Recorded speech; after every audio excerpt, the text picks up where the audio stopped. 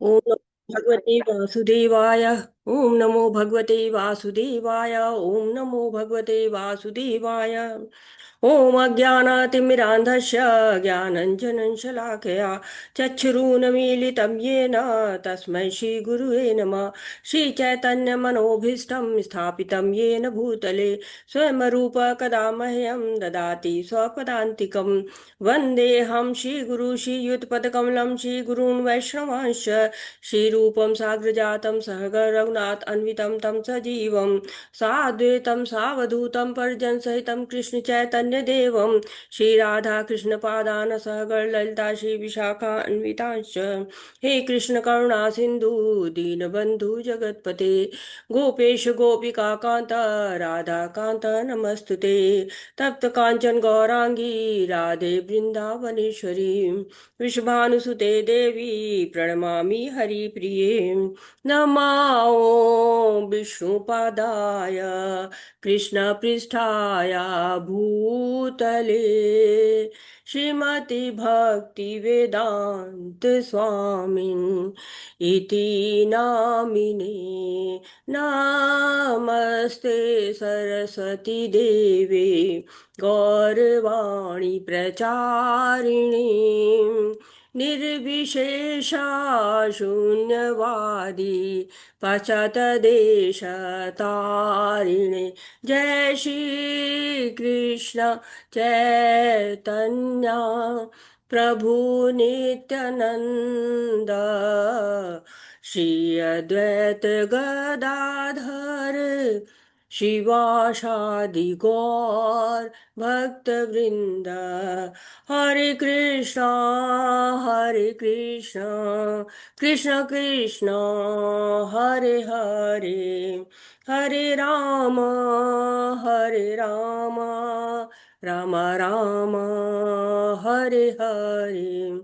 हरे कृष्णा हरे कृष्णा हरे कृष्ण कृष्णा कृष्ण कृष्ण कृष्णा हरे हरे हरे हरे हरे। राम राम राम हरे हरे। हरे कृष्णा सभी को हरे कृष्णा। तो आज हम तीसरी इकाई में पहुंचे हुए हैं और मैं आपके सामने अनुराधा उपाध्याय मेरा नाम है। और मैं यहाँ पर कोरोना काल से इस्कॉन मैंगलोर से जुड़ी हुई हूँ और जगह जगह पे मैं जो है वो सेवा क्लासेस की देती रहती हूँ। आज जो है वो आपका साथ है। इस यूनिट 3 में हम लोग एक साथ रहेंगे और यूनिट 3 को पूरा करेंगे एक दूसरे के सहयोग से। और मुझे आशा है कि आप लोग भी इसमें एंजॉय करेंगे, खुश रहेंगे और मैं भी आप लोग के साथ बहुत अच्छा समय बिताऊंगी। तो शुरू करते हैं। आज जो है सबसे पहले कुछ जरूरी बातें हो जानी चाहिए हमारे आपके बीच में ताकि हम इस यात्रा को बहुत अच्छी तरह से कर पाएं। क्योंकि कुछ निर्देश हमको भी मिले हुए हैं और कुछ जिम्मेदारियां आपकी भी हैं। और है कि नमो निष्ठा दास प्रभु जी का निर्देश है, इंस्ट्रक्शन है कि सबको मंगल आरती में भाग लेना है और जहाँ तक हो सके वीडियो ऑन करें। माता जी ने आपको को होस्ट आपकी माता जी ने बताया होगा। और आपकी अटेंडेंस के प्रति भी प्रभु जी बहुत गंभीर हैं। और आप जो है जरूर भरिए अटेंडेंस। 16 माला जप, 4 नियम आपके लिए अनिवार्य है। आप भक्ति शास्त्री में है, एडवांस लेवल में है। जैसे प्ले ग्रुप तक और में 9 तक आप पढ़िए तो कोई भी नहीं रहता है, लेकिन 10th जैसे ही होता है वैसे ही आपकी हो जाता है ना कि हाँ अब आपको एक प्रोफेशनल डिग्री मिल जाती है। और आप उसका महत्व होता है ना। हाई स्कूल में आप जब रहते हैं उसके प्रमाण पत्र की मान्यता होती है। वो आपको जहाँ कहीं भी जन्म तिथि के लिए होता है, ये सब किसी भी कार्य के लिए उसकी मान्यता होती है। वैसे ही भक्ति शास्त्र की मान्यता होती है कि आपने चारों किताबों में महारत हासिल कर ली है। अब आप बिल्कुल प्रीचिंग के योग्य हो गए हैं, प्रचार प्रसार कर सकते हैं। और क्लास में एक्टिव पार्टिसिपेशन जो है आपका होना चाहिए, एक मर्यादा के साथ। हर जगह का एक अपना डेकोरम होता है, एक अनुशासन होता है, उसको मेंटेन करना चाहिए। तो आज का सत्र हम लोगों ने मंगलाचरण करके शुरू किया है। मंगलाचरण हम क्यों करते हैं? मंगलाचरण करते हैं ताकि हम गुरुओं से उस शक्ति को प्राप्त कर सकें कि जिससे हम इस योग्य हो सके इन चीजों को जो श्रील प्रभुपाद जी ने हमको बताया है, भगवान की वाणी है, उसको हम अच्छी तरह से समझ सके, इसलिए हम मंगलाचरण करते हैं। तो और हमने किया मंगलाचरण। अभी इस सत्र को शुरू करने के पहले सबसे पहले आध्यात्मिक गुरु श्रील प्रभुपाद जी को और जो इस्कॉन बेंगलुरु के अध्यक्ष नमो निष्ठा प्रभु जी हैं, जिसके कारण हम इस ऑनलाइन कोर्स से जुड़ने का सौभाग्य प्राप्त कर सके हैं, उनको जो है नमन करते हैं। सभी आचार्यों को, सभी शिक्षा गुरुओं को, सभी दीक्षा गुरुओं को नमन करते हैं और आप सभी भक्तों का स्वागत करते हैं और पांचांग प्रणाम करते हैं। हरे कृष्णा। तो जैसे कि हम सब जानते हैं कि हमें इस यूनिट 3 में 13 से लेकर 18 तक के अध्यायों को पढ़ना है। तो सबसे बड़ी बात है कि जो ये 13 अध्याय है, ये यूनिट 3 में आता है, क्योंकि 3 भाग हो चुके हैं। जो भगवत गीता है उसके 3 भाग किए गए हैं। एक कर्म योग है 1 से 6 अध्याय तक, और दूसरा भक्ति योग है 7 से 12 अध्याय तक, और 13 से 18 अध्याय ज्ञान योग का कहा जाता है। तो अभी आपने भक्ति योग का समापन किया हुआ है। तो भक्ति योग का समापन किया तो एक तरह से ही कहते हैं ना कि भक्ति तो बता दी भगवान ने, अनन्य भक्ति बता दी, भक्ति भी नहीं अनन्य भक्ति। तो वे सब चाहते हैं भगवान की अनन्य भक्ति की जाए, पर वो योग्यता नहीं है ना कि हम अनन्य भक्ति को कर सके। इसलिए हमें क्या करना है कि ज्ञान चाहिए कि उस अनन्य भक्ति को करे कैसे। जब ज्ञान होगा तभी तो हम अनन्य भक्ति कर पाएंगे। और उसके लिए क्या करना है, हमको ज्ञान योग पढ़ना है, क्योंकि ज्ञान कहते हैं कि होना जरूरी होता है ना। जब ज्ञान होगा तभी तो हम भक्ति को भी अच्छी तरह से कर पाएंगे। तो इस जो 13वें अध्याय में जो अभी 13 से लेकर 18 तक के अध्याय हैं, इनको हमने पहले भी जाना है। ऐसा नहीं कि इनमें जो बातें आई हैं वो पहले नहीं आई हैं। आप उनको देखिएगा, रिलेट करिएगा, आपको पता चलेगा कि कहाँ से कौन सी बात आई है। लेकिन अब क्या है, अब ये बहुत गहराई से जानेंगे, विस्तार के साथ जानेंगे। हमारे लिए ये ज्ञान क्या होगा, हमारी भक्ति को दृढ़ करेगा। तो सारे कार्य भगवान को अर्पित करना, करे कैसे, ज्ञान भी तो हो। लेकिन जब हम ये लोग कहते हैं कि हम सब तो कर लेंगे, ज्ञान की हमें की जरूरत है, इतना हमें शास्त्र वास्त्रों को पढ़ने की आवश्यकता नहीं है, हम तो कर लेते, सहज रूप से कर लेंगे। तो कहते हैं कि ऐसे लोग क्या होते हैं, सहजिया होते हैं। जैसे बहुत से लोग कहते हैं कि भक्ति तो सहज है, लेकिन सहज के लिए भी ज्ञान आवश्यक है। लेकिन ज्ञान आवश्यक का मतलब ऐसा नहीं कि सारे श्लोक याद कर लिए, अनुवाद याद कर लिए। नहीं, बहुत से लोग कहते भी है ना कि अरे मीराबाई ने कौन सा जो है वो वैदिक शास्त्र पढ़ा था, सूरदास जी ने कौन सा वैदिक शास्त्र पढ़ा था, तो हमें ज्ञान नहीं चाहिए। लेकिन भगवान जो है कहते हैं कि भक्ति योग जो है वो पराकाष्ठा है। तो अलग से ज्ञान की आवश्यकता फिर भी है, तभी तो उन्होंने भक्ति योग दिया, नहीं तो नहीं दिया होता। भगवान ने दिया है ना भक्ति योग, तो दिया है कि मतलब कि हमें चाहिए ये, क्योंकि जैसे फर्श होता है, गीला होता है, ज्ञान रहे तो फिसलेंगे नहीं। नहीं तो दुर्योधन था ना, कैसे भ्रम में पड़ गया और लोग हंस रहे थे उसके ऊपर, कभी पानी समझता था, कभी फर्श समझता था, और गिरता पड़ता रहता था, और सब लोग उसके ऊपर हंसते रहते थे। तो फर्श गीला होगा तो हम पता चल जाए कि नहीं फर्श गीला, कोई कह देता ना आगे जाइए देखिए रास्ता खराब है, तो लोग रास्ता मोड़ लेते हैं, फिसल मतलब गिरते नहीं है, एक्सीडेंट नहीं होता है, कष्ट नहीं होता है। लेकिन भौतिक ज्ञान और आध्यात्मिक ज्ञान में बहुत अंतर होता है। ऐसा ज्ञान जो इस जन्म मृत्यु के चक्र से हमको बाहर निकाल सके, वो आध्यात्मिक ज्ञान है। वो ज्ञान जो भौतिक जगत में व्यवहार करने के लिए, नौकरी करने के लिए, कमाने के लिए, परिवार को चलाने के लिए लोग लेते हैं, भौतिक ज्ञान लेते हैं, पढ़ते हैं। बच्चे जो है वो रोज स्कूल जाते हुए आपको दिखते होंगे। लेकिन बहुत ज्यादा ज्ञान है वो वैज्ञानिक ज्ञान जो है वो विनाश की तरफ ले जाता है। हम लोगों ने भी पढ़ा है, तभी तो हम इस ज्ञान के सहारे ही, भौतिक ज्ञान के सहारे से आध्यात्मिक ज्ञान को ले पा रहे हैं। तो ज्ञान क्या है, ये इस अध्याय में हम पूरी तरह से जानेंगे कि कैसे क्या भगवान हमको बताना चाहते हैं। तो चरम जो है लक्ष्य जो है वो भक्ति ही है। लेकिन भगवान ने उसमें कहा 12वें अध्याय में, तेषाम अहम समिद्धता मृत्यु संसार सागरात भवामी न चिरात पार्था मय्यावेश चेतसाम। तो जो मेरी भक्ति करेंगे, मुझ पर मन आवेशित करेंगे, स्थिर करेंगे, उनको मैं इस जन्म मृत्यु के सागर से उद्धार करने वाला हूँ। उनको जन्म मृत्यु को के चक्र से बचा लूंगा। तो 13 से 18 अध्याय इसी भौतिक बंधन से मुक्ति के लिए हमको दार्शनिक ज्ञान दे रहे हैं। जब हम ये ज्ञान जो है इसको भक्ति पाने का साधन के रूप में बना लेंगे, तो ये हमारे लिए भक्ति मार्ग का हिस्सा हो जाएगा। श्रील प्रभुपाद जी कहते हैं कि ज्ञान के बिना धर्म केवल भावना है, और धर्म के बिना ज्ञान केवल मानसिक उहापोह है। तो भगवान पर अविचलित भाव से ध्यान करना चाहिए। मन को चित्त को भगवान में लगाना चाहिए। विधि पूर्वक ज्ञान चाहिए हमको। जब हम फोटो खींचते हैं तो क्या होता है, जो मुख्य लोग होते हैं उनको बीच में खड़ा कर देते हैं, और साइड में किनारे किनारे जो लोग और परिवार के लोग होते हैं खड़े हो जाते हैं। वैसे भक्ति के एक साइड में ज्ञान है और दूसरी तरफ कर्म है। भक्ति को सहारा मिलता है ज्ञान से भी, और भक्ति को सहारा मिलता है कर्म से भी। कर्म शुरू हो जाता है जब निष्काम कर्म किया जाए, तो क्या होता है, ज्ञान की शुद्धि होती है। जब भगवान से संबंधित हो जाए, ज्ञान की आवश्यकता सबको है, कर्मी को, ज्ञानी को, भक्त को। लेकिन ज्ञान का उद्देश्य क्या है? भक्ति करना, चरम लक्ष्य भगवान को प्राप्त करना, भगवान के प्रेम को प्राप्त करना है। तरह तरह की पुस्तकें पढ़ना, उससे भौतिक आवश्यकता की पूर्ति करना, ये आध्यात्मिक ज्ञान नहीं है। तो पहले 6 अध्याय हमने कर्म योग के देखे, जिसमें थोड़ा सा ज्ञान योग, ध्यान योग का थोड़ा प्लेटफॉर्म सेट हो गया, नींव पड़ गई।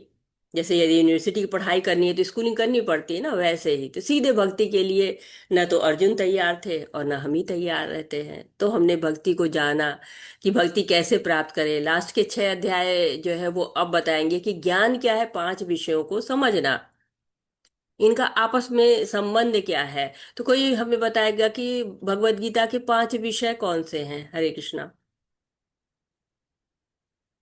आप लोगों ने पढ़ा है भगवत गीता में 5 विषय बताए जाते हैं, कौन कौन हरे से? हरे कृष्ण माता जी। हरे ईश्वर, जीव, प्रकृति, काल और कर्म। ईश्वर, जीव, प्रकृति, काल और कर्म। बहुत सुंदर। इसको जो है बलदेव विद्याभूषण जी ने कहा है कि 5 विषय हैं।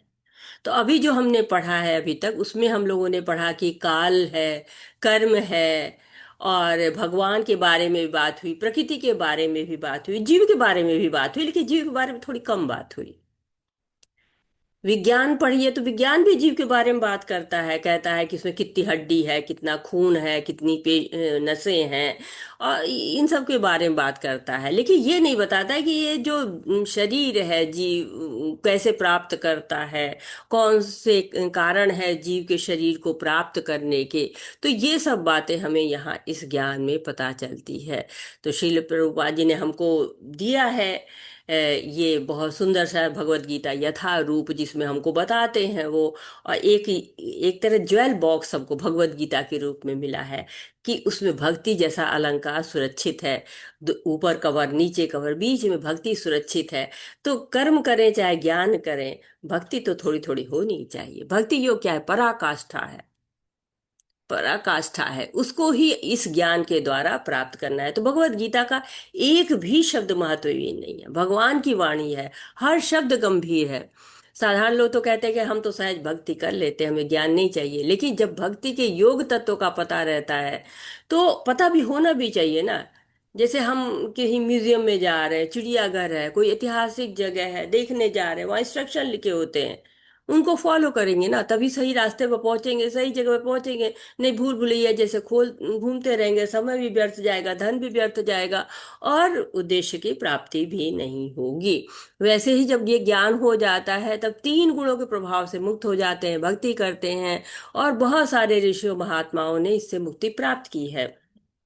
तो भक्तों को भगवान भौतिक जगत से आध्यात्मिक जगत की ओर ले जाना चाहिए। लेकिन ये पता होना चाहिए ना कि भौतिक जगत चलता कैसे है, होता कैसे है, जीव आता कैसे है भौतिक संसार में, इसमें फंसता कैसे है। जबकि आत्मा का घर हमने जाना भगवान का धाम है, लेकिन कुछ कारणों से वो भौतिक जगत में आ जाता है। कैसे? जैसे कि कोई स्वतंत्र रूप से घूम रहा हो, शहर में घूम रहा हो, लेकिन कुछ कारण होते हैं, वो कैद में आ जाता है। जो कैद में आता है तो छूटने के भी नियम है, जेल से छूटते हैं ना लोग। पर इस भौतिक जगत रूपी जेल से छूटना है तो भी वही होगा कि जेल में बदमाशी करेंगे, अवधि बढ़ती जाएगी। अपेक्षित आचरण करेंगे, सजा कम हो जाएगी। यानी कि भगवान की शरण लेंगे तो उद्धार पहले भी हो सकता है। तो ज्ञान हमें बचाता है। जैसे कौशल लिखा होता है, धीरे चले। जब हम उसको फॉलो करते हैं तो हम जो है वो आसानी से पहुंच जाते हैं, नहीं तो एक्सीडेंट हो जाता है। तो श्रीला प्रभुपाद जी ने एक पुस्तक भी लिखी है, ज्ञान की तलवार। हम धीरे धीरे चले, अन्यथा जो है वो हमें खतरा हो सकता है। तो ये हमारा जो तीसरा इकाई है, इसको हम पढ़ते हैं। इकाई का उद्देश्य क्या है? इस इकाई का उद्देश्य छात्रों की भौतिक प्रकृति, सत, रज तथा तम के तीन गुणों के कामकाज की समझ को गहरा करना है, जैसे कि भगवत गीता के अध्याय 13 से 18 में वर्णित है। इस इकाई का उद्देश्य छात्रों की तीन विधियों के लक्षणों की पहचान करने में मदद करना है, इस बारे में अधिक जागरूक बनना है कि ये तरीके उन्हें कैसे प्रभावित कर रहे हैं। इकाई का उद्देश्य छात्रों को स्वयं को सत्व गुण और अंततः श्रेष्ठता तक बढ़ाने के लिए आवश्यक कौशल से युक्त करना है। तो आपने जाना उद्देश्य कि जीव को भक्ति में सिद्ध होने के लिए शुद्ध सत्व में आना ही पड़ता है। सतुगुण भी बांधता है, सुखो ज्ञान से बांधता है। देखिए, बाकी लोग का जीवन जो है वो और दुखी है, ज्यादा दुखी है, जो सतुगुण में नहीं रहते हैं। सतुगुण इसीलिए बनते हैं ना कि उनको लगता है कि हम तो बड़े सुखी हैं। सुख संगेन बंधाती, ज्ञान संगेन चानग। परंतु ये रनवे है ना, इस पे भक्ति बड़ी अच्छी उड़ान भरती है। लेवल 1 आप पढ़िए तो उसमें पढ़ा होगा आपने ना, कि रनवे पे जो है, जब सतोगुण होता है, उसका रनवे होता है, तो भक्ति अच्छी तरह से उड़ जाती है। प्लेन को उड़ने के लिए रनवे चाहिए होता है। तो रजोगुण से निकले, तमोगुण से बाहर निकले, तभी तो भक्ति करेंगे ना। नहीं तो उड़ान नहीं भर पाएंगे। सतोगुण पोषण भी देता है, अनुकूलता देता है। किस लिए? भक्ति में, भक्ति करने के लिए रहते हैं। सतोगुण में तो प्रगति करते हैं, रजोगुण तमोगुण में रहेंगे तो भक्ति का तत्व समझ में नहीं आएगा।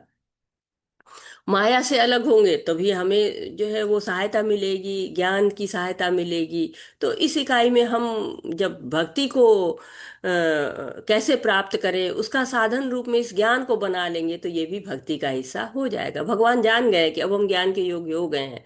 अब हमको ज्ञान दिए तो हम समझ पाएंगे। जैसे पहले अर्जुन था, उसको भक्त बनाया, श्रद्धा और भक्ति दृढ़ की उसकी, तब जाके उसको ज्ञान दिया उन्होंने। तो एक जो है वो लक्ष्य है भगवान को प्राप्त करना। वो पता चल जाए माया क्या है, हम कौन से गुण में हैं जिसके सहारे हम बाहर निकल सकते हैं। तो जब तक भक्ति में पूर्णता न हो ना, पतन का अवसर बना ही रहता है। तो ज्ञान के अनुसार जब हम भक्ति करेंगे तो हमारी भक्ति दृढ़ होगी, और यही उद्देश्य है इसका। अवलोकन, इकाई अवलोकन, भाग 1, पाठ 1, प्रकृति के गुणों में उलझाव। तो जो हम पढ़ेंगे 13वां और 14वां अध्याय, उसमें प्रकृति के गुणों में हम कैसे उलझते हैं, फिर कैसे उसे छूट सकते हैं, इन सब के बारे में बताया जाएगा। दूसरा है बरगद का पेड़ और पुरुषोत्तम योग। जो हम अगला जो है वो पढ़ेंगे, वो पुरुषोत्तम योग के बारे में, जिसमें अश्वत्थ वृक्ष की जो है वो तुलना की गई है आध्यात्मिक जगत और इस भौतिक जगत को बताने के लिए। उसको जो है वो एक तरह से तुलना हमने जानी है कि भौतिक जगत में कैसे अश्वत्थ वृक्ष के द्वारा की इसमें बद्धता है।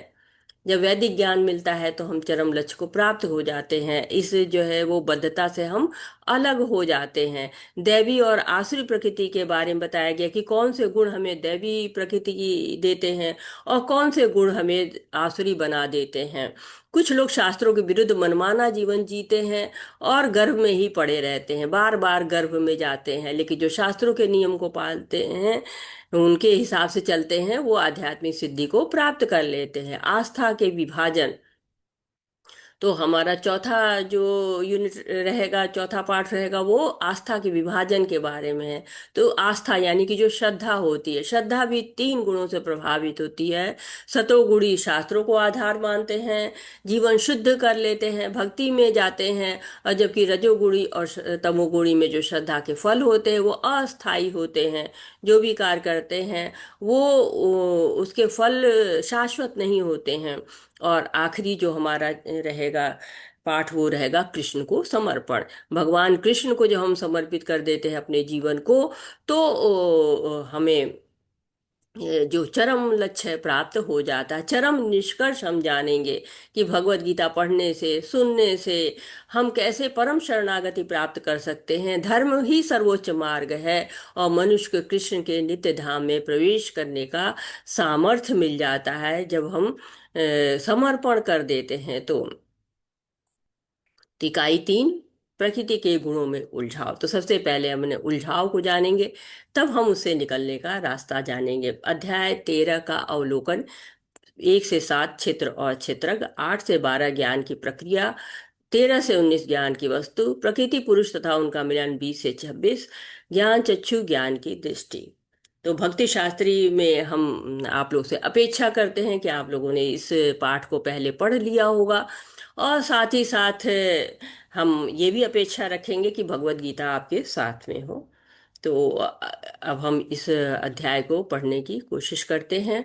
और चूंकि इसमें श्लोक यहाँ नहीं है, तो हम लोग थोड़ा भगवत गीता की तरफ चलते हैं। हरे कृष्णा कृष्ण कृष्णा हरे हरे, हरे रामा राम रामा हरे हरे, हरे कृष्णा कृष्ण कृष्णा हरे हरे, हरे रामा राम रामा हरे हरे। दिख रहा है आप लोग को? हरे कृष्णा, स्क्रीन दिख रही है? यस माता जी, यस यस माता जी। माता जी जी माता देख जी रहा दिख है। रही है। चलिए, बहुत अच्छा। माता जी, आप थोड़ा सा हैंडल लीजिएगा, मैं पढ़ती हूँ, आप लोग इसको अनुवाद आप लोग पढ़िएगा, मैं श्लोक पढ़ती हूँ। अध्याय 13, प्रकृति पुरुष तथा चेतना। अर्जुन उवाच, प्रकृतिं पुरुषं चैव क्षेत्रं क्षेत्रज्ञमेव च एतद्वेदितुमिच्छामि ज्ञानं ज्ञेयं च केशव। इदं शरीरं कौन्तेय क्षेत्रमित्यभिधीयते, एतदो वेति तं प्राहुः क्षेत्रज्ञ इति तद्विदः। हरे कृष्णा, दीजिए मत। कौन हरे अनुवाद कृष्णा पढ़ रहा को है? कौन पढ़ना चाहेगा? हरे कृष्ण। हरे कृष्णा। दंडवत प्रणाम माता जी, मैं पढ़ रही हूँ। जी माता, हाँ पढ़िए। अर्जुन ने कहा, हे कृष्ण, मैं प्रकृति एवं पुरुष भोक्ता, क्षेत्र एवं क्षेत्रज्ञ तथा ज्ञान एवं ज्ञेय के विषय में जानने का इच्छुक हूँ। श्री भगवान ने कहा, हे कुंती पुत्र, वह शरीर क्षेत्र कहलाता है और इस क्षेत्र को जानने वाला क्षेत्रज्ञ है। हरे कृष्णा। हरे कृष्णा। तो यहाँ पर हम लोग जो है 6 प्रश्न देख रहे हैं। हमारे मन में भी ये प्रश्न उठ सकते हैं, अभी अर्जुन के मन में उठे हैं। तो अर्जुन तो भक्ति योग के बारे में सुन रहे थे, और एकाएक एक टेक्निकल प्रश्न उनके आ गए। तो ये क्यों आ गए? तो हमारे लिए थोड़ी ना हमारे लिए पूछ रहे हैं ना, उनको तो सब पता है, गुड़ाकेश है ना वो। तो ये ज्ञान जब हम प्राप्त करेंगे, तो हम इस भौतिक जीवन से पार पा सकते हैं। 6 विषय हैं: प्रकृति पुरुष क्षेत्र क्षेत्रज्ञ ज्ञान तथा ज्ञेय। ये परा प्रकृति, अपरा प्रकृति और ज्ञान से संबंधित प्रश्न आपको दिख रहे हैं। पहले भगवान क्षेत्र के बारे में बताते हैं कि क्षेत्र क्या है, फील्ड ऑफ एक्टिविटी। और जब हम भगवत गीता पढ़ते हैं, तब भी हमने पहले पहले पढ़ा था कि क्या पढ़ा था, किसी को याद है? सबसे पहला श्लोक कौन सा है? हरे कृष्णा।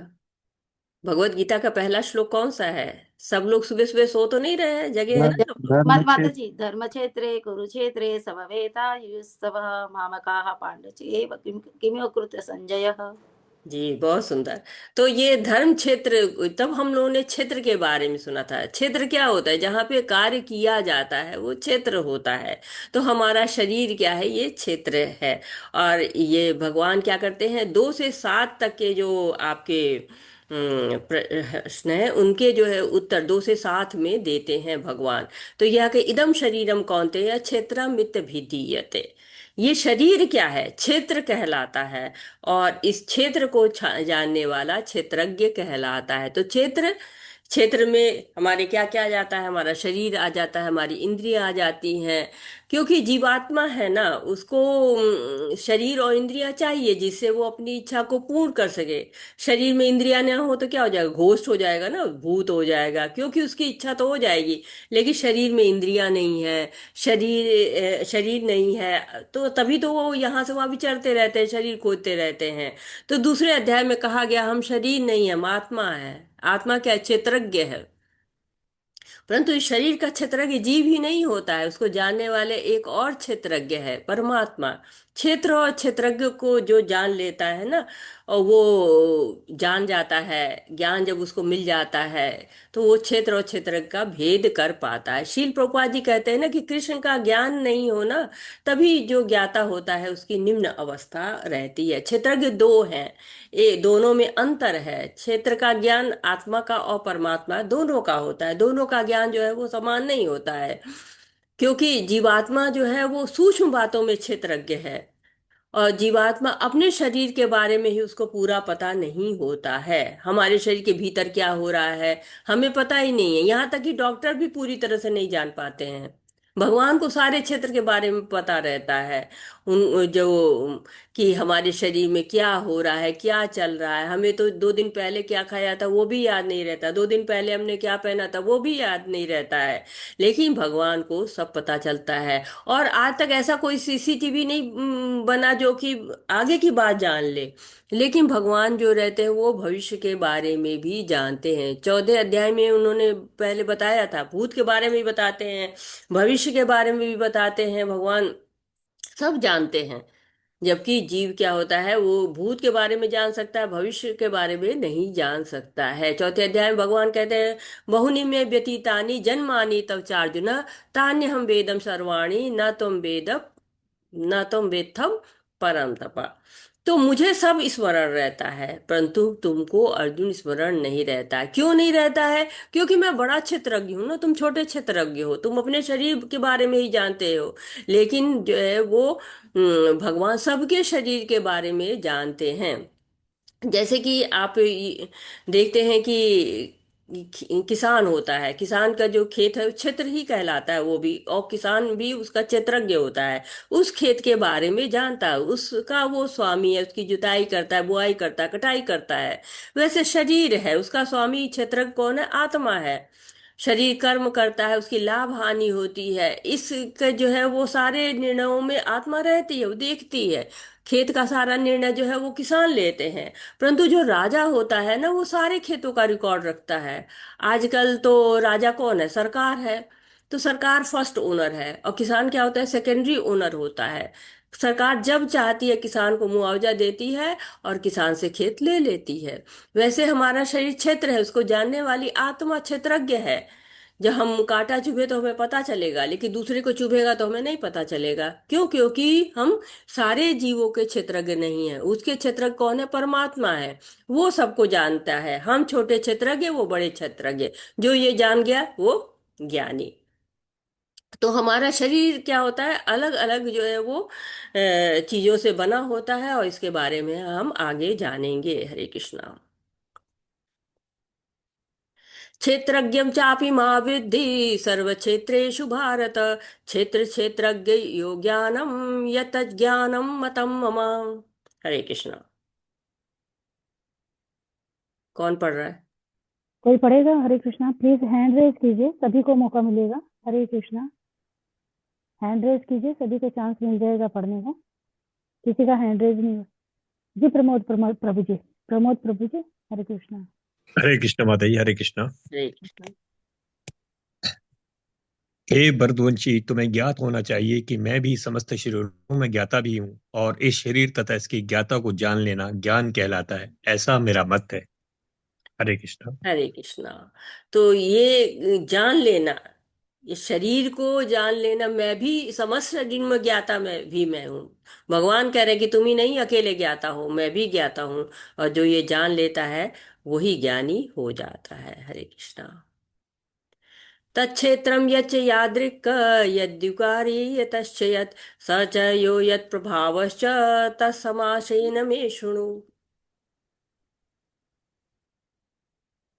हरे कृष्णा। सुदामा माता जी पढ़ रहे हैं। हरे कृष्णा। सुदामा मुखी। सुधामुखी, सुधामुखी माता जी पढ़िए। हरे कृष्ण। हरे कृष्णा, सुधामुखी माता जी। प्रद्युमन प्रभु जी, हरे कृष्णा। हरे कृष्ण माता जी। हरे। जी अब पढ़िए तुम पढ़िए। जिसे यह सब संक्षेप में सुनो कि कर्म क्षेत्र क्या है, यह किस प्रकार बना है, इसमें क्या परिवर्तन होते हैं, यह कहाँ से उत्पन्न होता है, इस कर्म क्षेत्र को जानने वाला कौन है और उसके क्या प्रभाव हैं? तो यहाँ पर कह रहे हैं कि ये मैं सुनो सुनो तुम। सुनने का बड़ा महत्व होता है। भगवान बार बार कहते हैं अर्जुन से कि सुनो सुनो। तो भगवान बार बार अर्जुन से सुनने को क्यों कहते हैं? क्या अर्जुन ठीक से सुन नहीं रहा था? हरे कृष्णा। बार बार अर्जुन से कहते हैं कि सुनो सुनो, तो क्या वो सुन नहीं रहे थे अच्छे से? हरे कृष्णा, प्लीज आंसर कीजिए। हरे कृष्णा, हैंड रेज रखिए जिससे भी बोलना है। और आप बोलते रहिए हैंड रेज हरे करके। कृष्णा माता हरे जी। कृष्णा। हरे जी कृष्ण माता। जी माता जी। माता जी आज आवाज नहीं आ रही है प्रॉपरली, बीच में डिस्टरबेंस हो रहा है, कुछ सुनाई नहीं दे रहा। क्लियर है माता जी आवाज? आपके शायद नेटवर्क में प्रॉब्लम होगी, माता जी के साइड से बिल्कुल क्लियर है। स्क्रीन भी क्लियर है। बीच में 1 मिनट के लिए हुआ था बट अभी ठीक है बिल्कुल। ओके माता जी, शायद मेरा ही आप सभी को आ रही है क्या? हरे कृष्णा, बाकी सबको तो क्लियर आ रही है। हरे कृष्णा। ऐसे अब आ रही ठीक है है माता माता जी, जी। बीच में डिस्टर्बेंस थी। हाँ बीच में थोड़ा थोड़ा आ रहा है माता जी। एक बार हुआ था बस माता जी, एक बार। चलिए आप थोड़ा सा एक बार दोबारा ज्वाइन करके देखिए। तो शुणु बार बार भगवान कहते हैं। पहले उन्होंने 7वें अध्याय माता में जी भी। आप ही प्लीज रीडिंग कर लीजिए। जी हरे कृष्णा। माता जी। हाँ, भूवन प्रभु जी, प्रमोद प्रभु जी, प्लीज आप लोग पार्टिसिपेट कीजिए क्लास में। तो क्या कि यहाँ पर बताया गया कि शिल प्रभुपाद जी ने भी।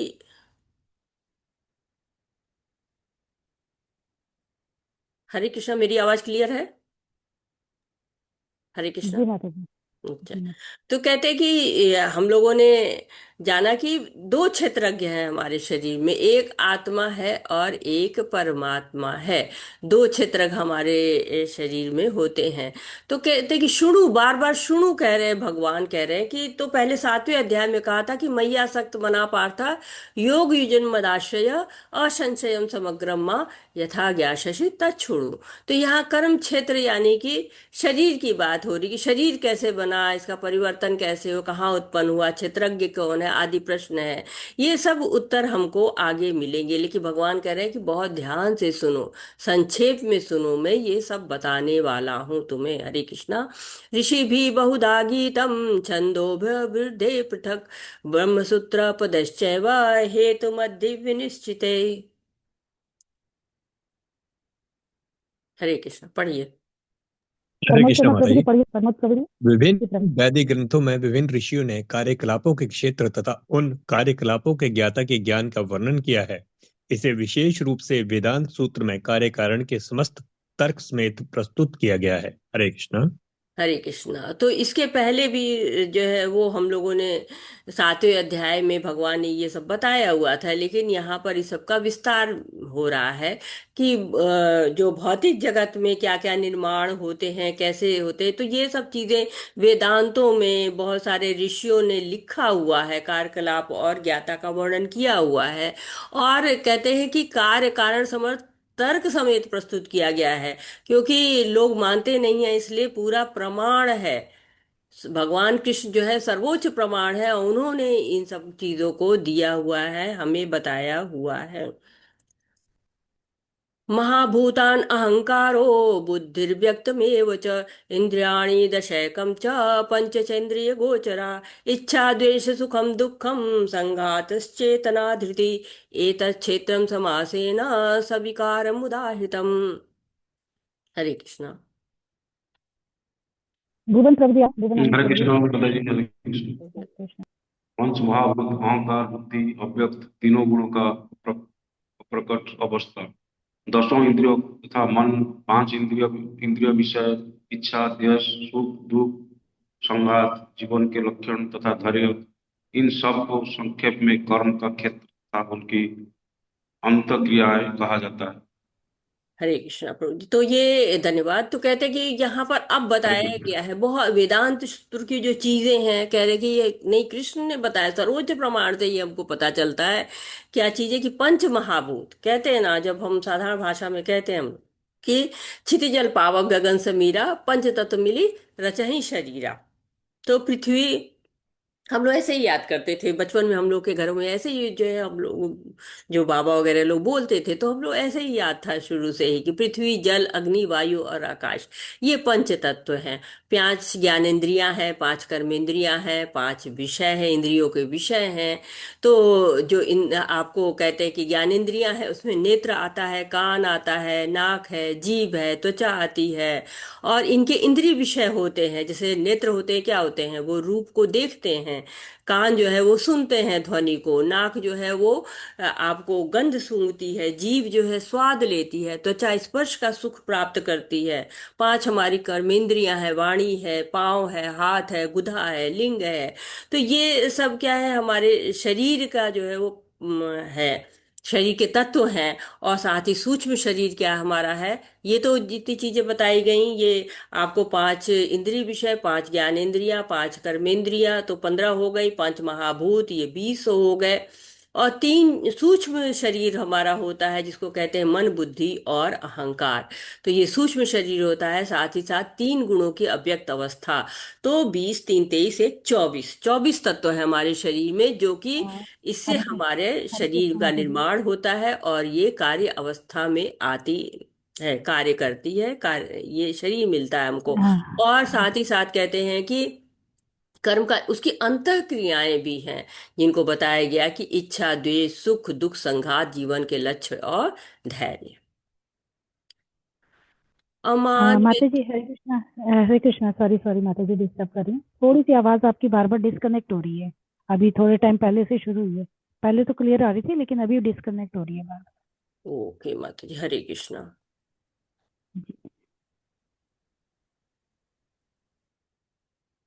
मैं चैनल चेंज करूं क्या?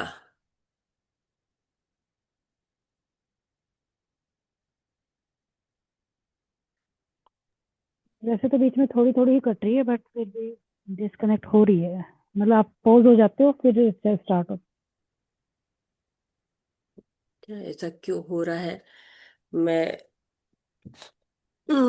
अगर चेंज करूं तो भी पता नहीं क्या होगा। चेंज करने में मैं डर रही हूँ कि ऐसा ना हो कि मैं आपको होस्ट बना दूं क्या। एक बार और ट्राई मतलब करती हूँ, देखती हूँ। अभी चलो ठीक ही चल रही है माता जी। ठीक चलिए, क्योंकि मैं नेटवर्क चेंज करूंगी तो होस्टिंग चली जाएगी, तो हाँ, फिर डिस्कनेक्ट वो रहने दीजिए माता जी। ठीक हम्म, है, थोड़ा रुक रहे हैं, कोई बात नहीं, आप कंटिन्यू रखिए। होना नहीं चाहिए, क्यों हो रही है?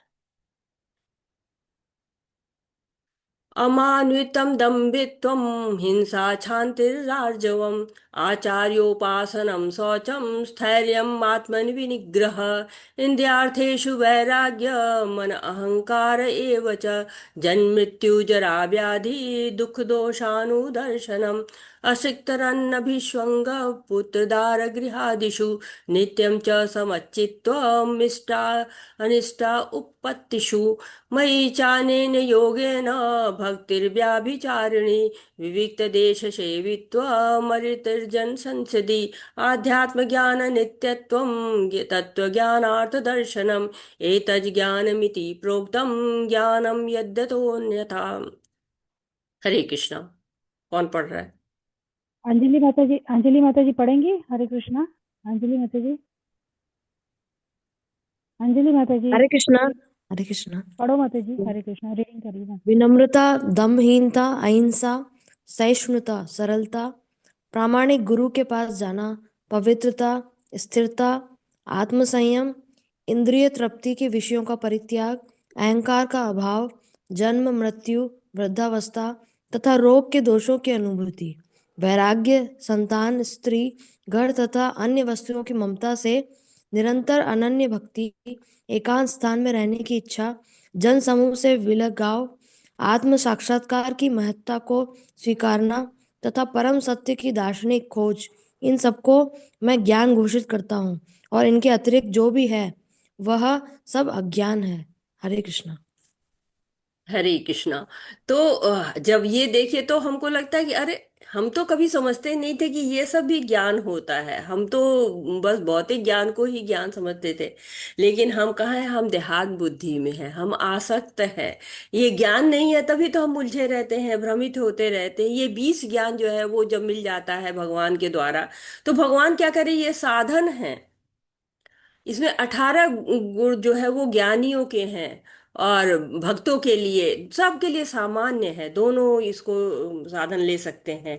लेकिन अंतिम जो 2 गुण हैं वो ज्ञानियों के लिए विशेष हैं। और भक्त के लिए क्या है, अव्याभिचारिणी भक्ति। जो अव्याभिचारिणी भक्ति करता है, अनन्य भक्ति करता है, तो भक्त कहते हैं कि ये सारे और अन्य गुण तो अपने आप ही विकसित हो जाते हैं, फिर उनके लिए अलग से कार्य नहीं करना पड़ता है। तो ये ज्ञान के तत्व है, ये 12वें अध्याय में भी थोड़े थोड़े दिखे थे। हरे कृष्णा, कोई बताएगा कि 12वें अध्याय में हमने कहाँ पे देखे थे इन तत्वों को? किसी को हरे याद है? कृष्णा। हरे कृष्ण। प्रद्युमन प्रभु जी, हरे कृष्णा। प्रद्युमन प्रभु जी, आप बताएंगे? किसी ने गुण देखे हरे थे? जी जी। ये सुना था, ये हरे कृष्णा। हाँ ये समझ जैसे 12वें अध्याय में भगवान बताते हैं कि उन्हें कौन कौन से मतलब गुण जो है यदि भक्त में होते हैं तो बहुत प्रिय होते हैं। तो अद्वेष्टा सर्वभूता नाम, ये वाले भी श्लोक हैं। इसके अलावा जो है फिर ये एक सम शत्रु च मित्रे च, तो जी। ये वाले गुण भी है। जी बिल्कुल सही कहा आपने कि भक्तों के जो गुण दिखाए थे वही गुण जो है वो भगवान जो है वो बताते हैं। वो तत्व गुण भक्त में आ ही जाते हैं। तो कई गुण हमने यहाँ पर देख रहे हैं कि विनम्रता, सबसे पहले विनम्रता कही जाती है ना। विनम्र होना बहुत आवश्यक होता है, क्योंकि विनम्रता जब तक ना, विद्या ददाति विनयम, जब विनय होता है तभी विद्या आती है, नहीं तो विद्या नहीं आ पाती। इसलिए विद्या होना बहुत ही विनय होना बहुत ही आवश्यक होता है। और साथ ही साथ कहते हैं कि हमको कि विनम्रता के बाद दंभहीनता, दंभ नहीं होना चाहिए। जब दंभ होता है तो क्या करते हैं लोग कि बहुत ही अभिमान में रहते हैं कि हाँ, हम ही से ज्यादा अच्छा कोई नहीं है, हम ही सब कार्य अच्छे से कर सकते हैं। फिर अहिंसा, अहिंसा के मतलब कि अहिंसा ऐसी होती है कि जब हम भगवान के बारे में जानते हैं और हम किसी को भगवान के बारे में नहीं बताते हैं तो उसको वो हिंसा कही जाती है। तो हमें भगवान के बारे में पता है, हमें लोगों को बताना भी चाहिए, भी अहिंसा है। सिद्धांत सरस्वती ठाकुर कहते हैं कि भगवान से जोड़ो सबको, तो अस्पताल बनाने की इतनी आवश्यकता नहीं रह जाएगी। क्योंकि जो अस्पतालों में हमारा जड़ से नहीं जाता है, जो बीमारी हमारी होती है, हमारी बीमारी जो है वो जड़ से तब जाती है जब हम भक्ति में चले जाते हैं। इसीलिए भक्ति करना बहुत ही आवश्यक होता है, और उसमें अहिंसा भी पहले गुण होता है। कहते हैं ना, प्रभुपाद जी ने नियम दिया है कि मांसाहार नहीं करना। जब मांसाहार आदमी करता है तो वो हिंसा होती है। सहिष्णुता होनी चाहिए। सहिष्णुता यानी कि सहनशीलता। जो भक्त होता है वो तो बहुत ही सहनशील होता है ना। त्रिरादपि सुनिचे न तरोरूपी सहिष्णु, सहिष्णु होता है वो। कभी भी असहिष्णु नहीं दिखता है। कितनी भी कठिनाई आती है वो धैर्य से कार्य करता। सरलता होनी चाहिए। सरलता तो इतनी होनी चाहिए ताकि अगर कोई आपके बारे में कुछ भी कह रहा है, आप उसको सरल ढंग से समझा सके, अपनी जीवन भी सरल रखें। भक्त होता है, क्या होता है, थोड़ा सा सामान होता है कहीं भी उठ के चल देता है, लाइफ को कॉम्प्लिकेटेड नहीं बनाता है। देखिए, जो भौतिक लोग होते हैं वो कहीं जाना होता है, दुनिया के बड़े बड़े बैग इकट्ठा करते हैं, लेकिन जो भक्त होता है वो चल देता है। प्रमाणी गुरु के पास जाना, प्रमाणी गुरु बहुत ही आवश्यक होते हैं। क्योंकि प्रमाण परंपरा से जानना बहुत आवश्यक होता है। जब तक हम परंपरा से नहीं जुड़ते हैं तब तक हम पूरी तरह से सही ज्ञान नहीं ले पाते हैं। क्योंकि बिना परंपरा के तो लोग न जाने कौन कौन से ज्ञान देते रहते हैं। यहाँ तक कि भगवत गीता भी पढ़ते हैं लोग तो भगवान को भूल जाते हैं, उसमें भगवान जो है वो नहीं रहते हैं। इसीलिए कहते हैं कि जरूर आचार्योपासना करनी चाहिए, गुरु परंपरा और गुरु के लिए कृतज्ञ होना चाहिए।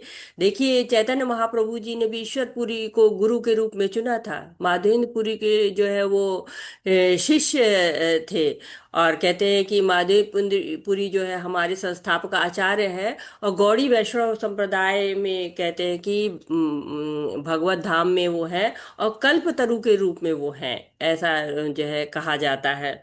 तो भौतिक जगत में जो है कृष्ण प्रेम का प्रचार प्रसार करने के लिए आए हुए थे और उन्होंने बहुत सेवा की है। तो माधवेंद्रपुरी जो है बिस्तर से भी नहीं उठ पाते थे, इतनी सेवा उनकी की। तो उनको आशीर्वाद मिला कि भगवान ईश्वरपुरी जी को आशीर्वाद मिल गया कि जो भगवान होंगे वो तुम्हारे शिष्यत्व ग्रहण करेंगे। तो चैतन्य महाप्रभु आए और ईश्वरपुरी जी ने उनको गुरु के रूप में ईश्वरपुरी को उन्होंने चैतन्य महाप्रभु ने गुरु बनाया था। तो गुरु बहुत महत्व होता है और कहते हैं कि गुरु के बिना कोई ज्ञान नहीं हो सकता। इसलिए ज्ञान पाना है तो गुरु बहुत आवश्यक है और परंपरा के गुरु बहुत आवश्यक है। पवित्रता, बाहरी रूप से तो हम पवित्र होते हैं, नहाते हैं, धोते हैं, पवित्र हो जाते हैं। लेकिन पवित्रता हमारी आंतरिक भी होती है, बाह्य भी होती है। आंतरिक शुद्धता के लिए हमें भगवान का चिंतन करना चाहिए, जप करना चाहिए। और साथ ही साथ कहते हैं स्थैर्य, दृढ़ता जो होती है, स्थिरता होती है। किसमें? संकल्पों में हमारे हमारे संकल्प रहने चाहिए, बिल्कुल दृढ़ होने चाहिए। दूसरे अध्याय में हमने पढ़ा है, व्यवसायत्मका बुद्धि रे के कुरुनंदना बहुशाखा बुद्धि व्यवसायी नाम। तो बुद्धि जो है व्यवसायी नाम होनी चाहिए, बहुशाखा में नहीं घूमनी चाहिए कि इधर भी कभी इधर दौड़ रहे हैं, कभी उधर दौड़ रहे हैं। अनन्य भक्ति करनी चाहिए, अव्याभिचारिणी भक्ति करनी चाहिए। आत्म संयम, उपदेशामृत में कहा गया है ना कि वाचो वेगम मनसा क्रोध वेगम जिह्वा वेगम उदरोपस्थ वेगम एतान वेगान से विषयेत धीर सर्वाम अपीमाम पृथ्वी स शिष्यात्। तो इंद्रियों को, इंद्रिय विषयों को केवल भगवान में प्रोत्साहित करना चाहिए, इंद्रियों पर नियंत्रण भी रहना चाहिए। ऐसा बताया जाता है कि सारे इंद्रिय विषयों का परित्याग कर देना चाहिए। तो परित्याग तो हो नहीं सकता है, बहुत मुश्किल है, कैसे परित्याग कर दे? हमने हमेशा इन विषयों को भोगा है। तो उनको भगवान की सेवा में लगा देना चाहिए। भगवान की सेवा में लगाएंगे, ऑटोमेटिक शुद्धता आती जाएगी। अहंकार का अभाव होना चाहिए। कहते हैं ना, अहंकार होता है तो मनुष्य अपने आप को ही सबसे ऊपर समझने लगता है कि हाँ, मैं ही सबसे अच्छा हूँ, मेरे इतना अच्छा कोई नहीं। तो अहंकार छोड़ देना चाहिए। मैं हम दिन रात करते रहते हैं बकरे की तरह से। तो जन्म मृत्यु जरा व्याधि के भय से रहित हो जाएंगे अगर हम इस मिथ्या अहंकार को छोड़ देंगे। क्योंकि मिथ्या अहंकार के कारण ही तो हम इस पृथ्वी पर आए हैं और इस पृथ्वी के जो चीजें भुगत रहे हैं, भोग रहे हैं, कष्ट सह रहे हैं। और कहते हैं कि जब भगवान की भक्ति समाप्त हो जाती है तभी हम यहाँ पर आते हैं और भगवान से जुड़ के ही हम भगवान के धाम में फिर से जा सकते हैं। ये जगत तो कैसा है, दुखालयम है, अशाश्वत है। माओ पेत्य पुनर्जन्म दुखालयम अशाश्वतम नाप्नुवंती महात्माना संसिद्धि परमाहम गति। तो परम गति कैसे मिलेगी? जब हम अपने अहंकार से दूर रहेंगे और अपने आत्म संयम में रहेंगे। और साथ ही वैराग्य होना चाहिए। वैराग्य भी कैसा होना चाहिए? युक्त वैराग्य होना चाहिए, फल्गु वैराग्य नहीं होना। युक्त वैराग्य का मतलब है कि सारी चीजों को भगवान से ही जोड़ दीजिए, युक्त कर दीजिए। युक्त मीन्स जोड़ देना। संतान, स्त्री, घर तथा अन्य वस्तुओं की ममता से मुक्ति।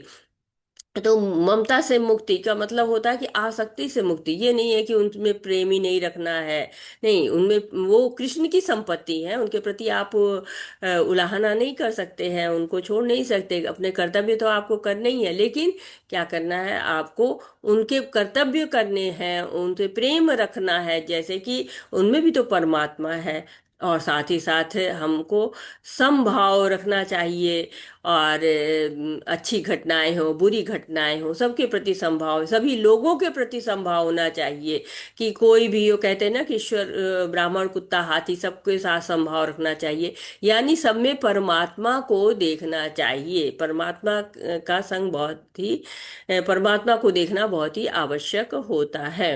और कहते हैं कि निरंतर अनन्य भक्ति, अनन्य कोई और होना ही नहीं चाहिए, निरंतर अनन्य भक्ति होनी चाहिए, भगवान से जुड़ना चाहिए, एकांत स्थान में रहने की इच्छा। तो ऐसा नहीं है कि जो भक्त होता है वो सबको छोड़ देता है, नहीं, भक्तों के संग रहता है। वो ऐसे लोगों के साथ नहीं रहता जो दिन रात प्रजल्पा करते रहते हैं या ग्राम्य कथाएं करते रहते हैं, उनके साथ नहीं रहते हैं। मार्कंडे पुराण में कहा गया है, संग सर्वात्मा त्याज्य स चेत युक्त न शक्यते स सदपि स कर्तव्य संता संगो ही भेषजान। संतों का संग औषधि के समान है, भक्तों के साथ रहना चाहिए। तो हम लोगों ने जाना भगवान के बारे में कि हाँ, उनके अनन्य भक्ति करें, अनन्य एकांत स्थान में रह के भक्तों का संग करें, भक्तों की बातें करें, जन समूह से बिलगाव होना चाहिए, आत्म साक्षात्कार की महत्ता को स्वीकार करना तथा परम सत्य की दार्शनिक खोज। तो परम सत्य का है, तीन अवस्था होती है, ब्रह्मेति परमात्मेति भगवानेति शब्दते वदन्ति तत्त विदत्तत्व यज्ञानम ज्ञानम अद्यम ब्रह्मेति परमात्मेति भगवान इति शब्दते, भागवतम में कहा गया है दूसरे अध्याय में। और हमने पढ़ा है भगवत गीता के दूसरे अध्याय में कि परम सत्य की तीन अवस्थाएं होती हैं, ब्रह्म, परमात्मा और भगवान इति। तो ये तो आप लोग सब जानते ही होंगे, इसलिए मैं इसको बहुत डिटेल में नहीं जा रही हूँ।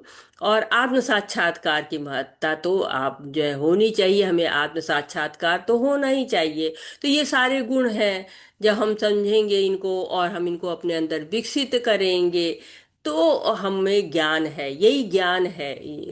और नहीं तो बाकी सब तो अज्ञान है ना, हम देहात बुद्धि में रहते हैं, आसक्ति में रहते हैं।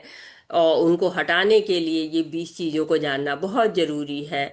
नहीं ज्ञान में रहेंगे तो शरीर जो है वो पूरा जीवन हमारा उलझा हुआ रहेगा, भ्रमित रहेगा, और ये सारा ज्ञान हमें देहात बुद्धि से अलग करेगा। क्योंकि जब कोई हमें गाली देता है या कोई प्रशंसा करता है तो कहते हैं ना कि मैंने नहीं ली तो मुझे नहीं लगेगी। क्यों? क्योंकि ये हमको नहीं दे रहा है, शरीर को दे रहा है ना, ये शरीर तो हमारा नश्वर है, समाप्त हो जाएगा, गालियां भी समाप्त हो जाएंगी। तो हम खुश होते हैं, दुख होते हैं, क्यों?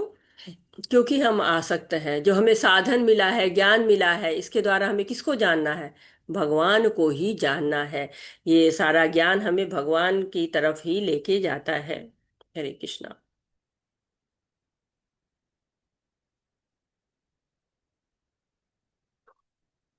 तो भगवान ने बहुत ही इस ज्ञान को डिटेल में दिया है, आप लोग ये तात्पर्य पढ़िएगा, बहुत सुंदर तात्पर्य है।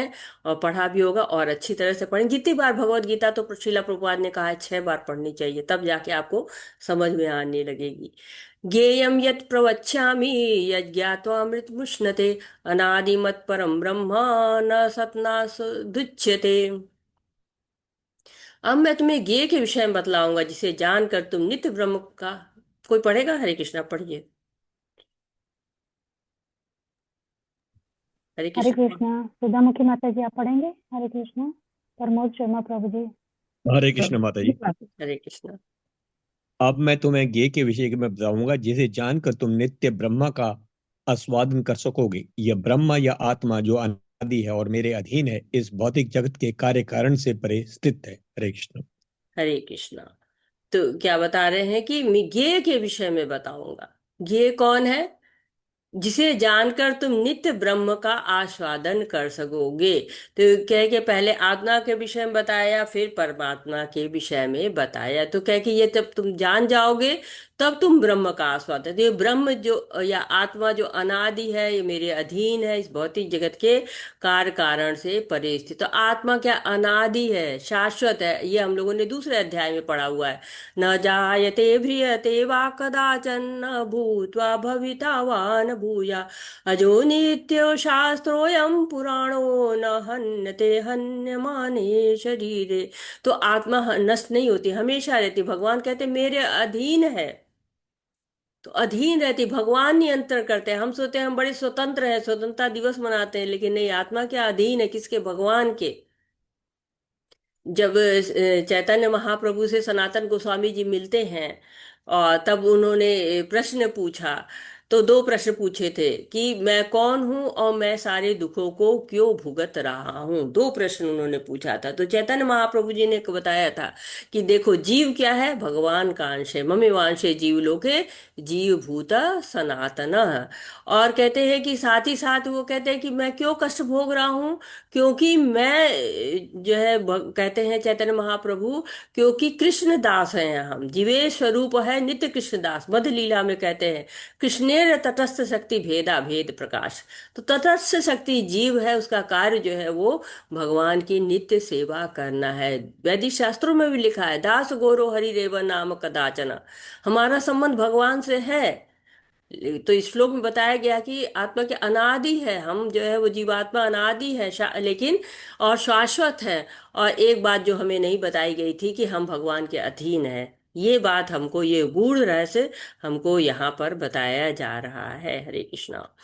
सर्वतः पाणिपाद तत्सर्वतो शिरोमुखम सर्वतः श्रुति मल्लोके सर्वामृत्य तिष्ठति। हरे कृष्णा। सुधामुखी माता जी, हरे कृष्णा। हरे कृष्ण माता जी। उनके उनके हाथ पांव आंखें सिर तथा मुंह तथा उनके कान सर्वत्र हैं। इस प्रकार परमात्मा सभी वस्तुओं में व्याप्त होकर अवस्थित हैं। हरे कृष्णा। तो उसके हाथ पांव से कान सर्वत्र है। तो एक तरह से आपको जो है वो ये परमात्मा के गुण जो है 14 से 18 तक के श्लोकों में बताए जा रहे हैं। तो ये श्लोक मायावादियों का बड़ा प्रिय श्लोक है। उनको आधार बताते हैं कि भगवान का साकार रूप नहीं है, लेकिन उनकी जो है वो उनकी कोई भौतिक इंद्रियां भी नहीं है। लेकिन भगवान के हर चीज क्या है? आध्यात्मिक है, भौतिक गुण नहीं है। सर्वत्र पाणी हाथ है उसके, सर्वत्र पाणी है, हाथ है उनके, पैर है, आंख है, सिर है, मुंह है, कान है, सर्वत्र है। हर जगह उनकी शक्तियां हैं। हम जब पढ़ते हैं ब्रह्म संहिता तो उसमें लिखा अंगानी यश सकल इंद्रिय वृत्ति मंती पश्यंती यंती कलंती चिरम जगंती। तो वो चिरकाल से है, भौतिक तथा आध्यात्मिक जगत दोनों को नियंत्रित करते हैं, उनको देखते हैं, सृष्टि करते हैं, पालना करते हैं। चिन्मय है उनके शरीर का अंग, और वो दूसरी इंद्रियों से भी कार्य कर सकते हैं। तो हर परमाणु में विद्यमान है। गोलोक निवस्ती, गोलोक में वो रहते हैं अपनी सखियों के साथ में, तो हम नहीं देख पाते हैं। तो इसका अर्थ नहीं है कि वो है ही नहीं है, वो है। लेकिन जैसे सूर्य होता है, बादलों से छिपा रहता है, ढका रहता है, हम उसको देख नहीं पाते हैं। तो इसका मतलब ये नहीं कि सूर्य नहीं, सूर्य तो है ही है ये, लेकिन हम ये समझ गए हैं, लेकिन भगवान को नहीं समझ पाते हैं। तो हम लोगों ने पढ़ते हैं, ईशोपनिषद पढ़ते हैं, ब्रह्म संहिता पढ़ते हैं, लिखा है अपड़ी पादो जवनो गृहीता पश्यत चक्षसा शिरोत कर। वो किसी भी जो है कार्य से बिना हाथ के कुछ भी ग्रहण कर सकते हैं, बिना पैर के ही वेग से चल सकते हैं, बिना नेत्र के ही देख सकते हैं, बिना कानों के ही सुन सकते हैं। तो भगवान के लिए कोई जरूरी नहीं है कि वो हमारे जैसे दिखे, लेकिन हाँ उनका द्विभुज रूप है, बहुत सुंदर सा रूप है, श्याम सुंदर रूप है। सर्वेन्द्रिय गुणाभासम सर्वेन्द्रिय विवर्जितम असक्तम सर्वभृच्चेव निर्गुणम गुण भोक्ति च। हरे कृष्णा। हरे कृष्णा। अंजलि माता जी पढ़िए। हरे कृष्णा। प्रमोद प्रभु जी आप पढ़िए। अंजलि माता जी। हरे कृष्णा। आ, हरे कृष्ण। हरे कृष्ण माता जी। हरे कृष्ण। परमात्मा परमात्मा समस्त इंद्रियों के मूल स्रोत हैं, फिर भी वे इंद्रियों से रहित हैं। वे समस्त जीवों के पालन करता होकर भी अनासक्त हैं। वे प्रकृति के गुणों से परे, फिर भी वे भौतिक प्रकृति के समस्त गुणों के स्वामी। हरे कृष्ण माता जी। तो भगवान जो है क्या है? सभी इंद्रियों के मूल स्रोत है, इंद्रियों को नियंत्रित करते हैं। उनकी भौतिक इंद्रियां नहीं है, जीवों का पालन करता है वो। जीवों को जो भी सर्वाइवल के लिए चाहिए, वायु है, पानी है, औषधि है, वनस्पतियां हैं, सब उनको वहीं से मिलता है। गुणों के स्वामी है वो, पर निर्गुण है, विरोधाभास है। भगवान जो है वो गुण देते हैं परंतु गुण से परे रहते हैं। मायावादी भी यही कहते हैं कि भगवान निराकार है, न इंद्रियां है, न गुण है, हमारी तरह नहीं है, हम भौतिक है, भगवान आध्यात्मिक है। लेकिन देखा उनको किसने है? उनको देखा ब्रह्मा जी ने है। ब्रह्मा जी उनको देखते हैं तो कहते हैं क्या? अद्वैतम अच्युतम अनादि अनंत रूपम आदि पुराण पुरुषम नव यौवनाच वैदेशी दुर्लभ दुर्लभम आत्म भक्तो गोविंद आदि पुरुषम तम हम भजामी। तो जिसने देखा है वो बता रहा है ना कि वो कैसे हैं, बूढ़े नहीं होते हैं भगवान। तो अर्जुन 11वें अध्याय में भी उनकी कहते हैं ना कि आप परम भगवान है, परम धाम है, परम पवित्र हैं। कहते हैं परमम ब्रह्म परम धामम पवित्र परमम भुवन पुरुष शाश्वतम दिव्यम आदि देवम अजम विभुम। तो भगवान को जिसने देखा है वो बता रहा है कि भगवान की क्या है, हाथ पैर सब है। और भगवान जो है हमेशा दोष रहित है, सर्वत्र है, नशों से रहित है, दार्शनिक हैं, अनादिकाल से सबकी इच्छाओं को पूरी कर रहे हैं। तो ये सब बातें वही बता सकता है ना जिसने देखा। मायावादियों ने देखा नहीं, इसलिए उनको कहते हैं कि वो इंद्रिय है ही नहीं है, निराकार हैं। लेकिन भगवान सच्चिदानंद रूप हैं। बहिरन्तश्च भूतानाम चरम चरम एव च सूक्ष्मत्वात् द्विज्ञम दूरस्थ चान्तिके च यत्। अंजलि माता जी, हरे कृष्णा, रीड करिए प्लीज। अनम्यूट फास्ट फास्ट कर लिया करिए। जी माता, हरे कृष्णा। हरे कृष्ण। परम सत्य जड़ तथा जंगम समस्त जीवों के बाहर तथा भीतर स्थित है। सूक्ष्म होने के कारण वे भौतिक इंद्रियों के द्वारा जानने या देखने से परे हैं। यद्यपि वे अत्यंत दूर रहते हैं, किंतु हम सबों में सबसे निकट भी है। हरे कृष्णा। तो हरे क्या कह कृष्णा। रहे हैं भगवान, क्या बता रहे हैं कि भगवान की परम सत्य जड़ जंगम जीवों के बाहर तथा भीतर स्थित है। हर जगह स्थित है वो, बाहर भी है अंदर भी है। भगवान मंगल आरती में हम गाते हैं ना, क्या बोलते हैं, बहिर नरसिंहा हृदयो नरसिंहा। तो भगवान बाहर अंदर सब है, हम उनको भौतिक इंद्रियों से नहीं दे सकते हैं। ईशोपनिषद में कहा गया है, तद एजति तद न जति तद दूरे तद एव अंतिके तद अंतर अस्य सर्वस्य तदउ सर्वस्य बाह्यत। दूर है, निकट है, बाहर है, हर जगह है, चलते हैं नहीं चलते हैं, विरोधाभासी गुण है। और ये सब क्या है, अचित्त सिद्ध भेदाभेद सिद्धांत है। अचित्त है, चिंतन से परे है वो। हम उनको जो है वो चिंतन में नहीं समझ सकते। भौतिक जगत में माता माता रहेगी, पिता नहीं हो सकती, या आकाश नीचे पृथ्वी ऊपर नहीं हो सकता। लेकिन यहाँ पर सब संभव है। भगवान के लिए सब कुछ है, ब्रह्मांड के अंदर भी है, ब्रह्मांड के बाहर भी है। आप देखते हैं कि यशोदा माता जी की जब मुंह खुलवाती हैं भगवान का, तो उनके मुंह में पूरा ब्रह्मांड दिखता है। ब्रह्मांड में यशोदा माता और भगवान भी दिखते हैं, सब कुछ दिखता है। तो भगवान तो अचिंत्य है ना। अभिक्तम च भूतेषु विभक्तमिव च स्थितम भूतभृत च तज्ज्ञेयम् ग्रसिष्णु प्रभुष्णु च। हरे कृष्णा। लक्ष्मी माता जी, आप पढ़िए। हरे कृष्णा माता जी। यद्यपि परमात्मा समस्त जीवों के मध्य विभाजित प्रतीत होता है, लेकिन वह कभी भी विभाजित नहीं है। वह एक रूप में स्थित है। यद्यपि वह प्रत्येक जीव का पालन करता है, लेकिन यह समझना चाहिए कि वह सबों का संहार करता है और सबों को जन्म देता है। हरे कृष्णा माता जी। हरे कृष्ण। तो क्या भगवान बटे हुए हैं? नहीं। जब हम आटे से रोटी बनाते हैं ना, तो आटा सान के रख देते हैं, बड़ा सा गोला, उसकी छोटी छोटी लोई बनाते हैं, तो आटा खत्म हो जाता है। लेकिन भगवान के साथ ऐसा नहीं है। वो ऐसे हैं जैसे माता होती है, उसके शरीर से कितने भी बच्चे पैदा होते हैं, माता वैसे ही रहती है। तो क्या हमारे परमात्मा दूसरे हैं और दूसरे योनियों के परमात्मा दूसरे हैं? ऐसा भी लोगों को लग सकता है ना कि भगवान छोटे जीवों में नहीं जाते होंगे। भगवान हर जगह है। भगवान जो है वो छोटे से छोटे जीव में, बड़े से बड़े जीव में रहते हैं। भगवान विस्तार लेते हैं, समाप्त नहीं होते हैं, बढ़ते नहीं है, अविभक्त हैं। जैसे सूर्य है, सूर्य को आपको जहां भी जाइए सूर्य आपको दिखेगा। तो अलग अलग सूर्य थोड़ी ना, हर ऐसा थोड़ी ना भारत का दूसरा सूर्य है, अमेरिका का दूसरा सूर्य, सब है।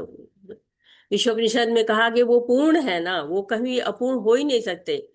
एक में से एक माइनस करो तभी एक ही बचता है। कहते ओम पूर्ण मद पूर्ण मिदम पूर्णात पूर्ण मुदच्यते पूर्णस्य पूर्णमादाय पूर्णमेवा वशिष्यते। तो भगवान जो है पूर्ण ही रहेंगे। हरे कृष्णा। ज्योतिषामपि तज्ज्योतिस्तमस्परमुच्यते ज्ञानं ज्ञेयं ज्ञानगम्य हृदि सर्वश विष्ठितम्। हरे कृष्णा। हरे कृष्णा। भूषण प्रभु जी, रीडिंग करिए प्रभु जी। हरे कृष्ण माता जी। हरे जो कृष्णा। समस्त प्रकाशमान वस्तुओं के प्रकाश स्रोत हैं, वे भौतिक अंधकार से परे हैं और अगोचर हैं। वे ज्ञान है, ज्ञान है और ज्ञान के लक्ष्य है। वे सबके हृदय में स्थित है। हरे कृष्ण। अरे तो भगवान ही ज्ञान है, भगवान ही ज्ञान के लक्ष्य है, और ज्ञान से ही भगवान को जानना है। प्रकाश का अर्थ क्या होता है? ज्ञान। अंधकार का अर्थ होता है अज्ञान। तो परम ज्ञेय भगवान है, सबके हृदय में रहते हैं। हम लोगों ने पढ़ा हुआ ना, सर्वस्व चाहम हृदय सन्निविष्टो। तो भगवान हृदय में रहते। इति क्षेत्रम तथा ज्ञानम ज्ञेयम चोक्त समासत मद्भक्त एतद्विज्ञाय मद्व्यवायोपद्यते।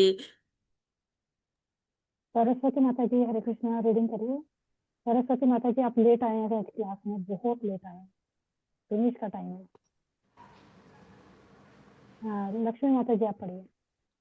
हरे कृष्ण माता। इस प्रकार मैंने कर्म क्षेत्र, शरीर, ज्ञान तथा ज्ञेय का संक्षेप में वर्णन किया है। इसे केवल मेरे भक्त ही पूरी तरह समझ सकते हैं और इस तरह मेरे स्वभाव को प्राप्त होते हैं। हरे कृष्णा। बहुत महत्वपूर्ण श्लोक है। अभी तक जो बताया गया है, क्षेत्र क्षेत्र ज्ञान तथा ज्ञेय सबको सारांशित किया गया है कि कौन समझेगा, उसकी योग्यता क्या है, भक्त होना। क्योंकि इसको ज्ञानी लोग भी पढ़ेंगे तो अपने अनुसार ढालेंगे, मायावादी लोग अपने अनुसार ढाल लेते हैं, लेकिन भक्त जो होता है वो उसको अच्छे से समझ पाएगा। तो प्रमाणी गुरु से सुने, परंपरा से सुने, हमको भक्तों से समझना है माया क्या है, स्वयं के बारे में, ये सब अज्ञानता को दूर करना है।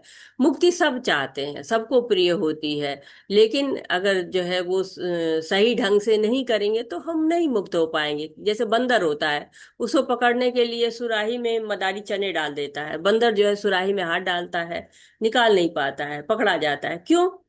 निकल तो सकता है, जैसे डाला था उसने वैसे हाथ भी निकाल ले, लेकिन नहीं निकाल पाता। क्यों? क्योंकि चने को छोड़ ही नहीं रहा है। चना छोड़े तो मुट्ठी खुले, हाथ बाहर आए।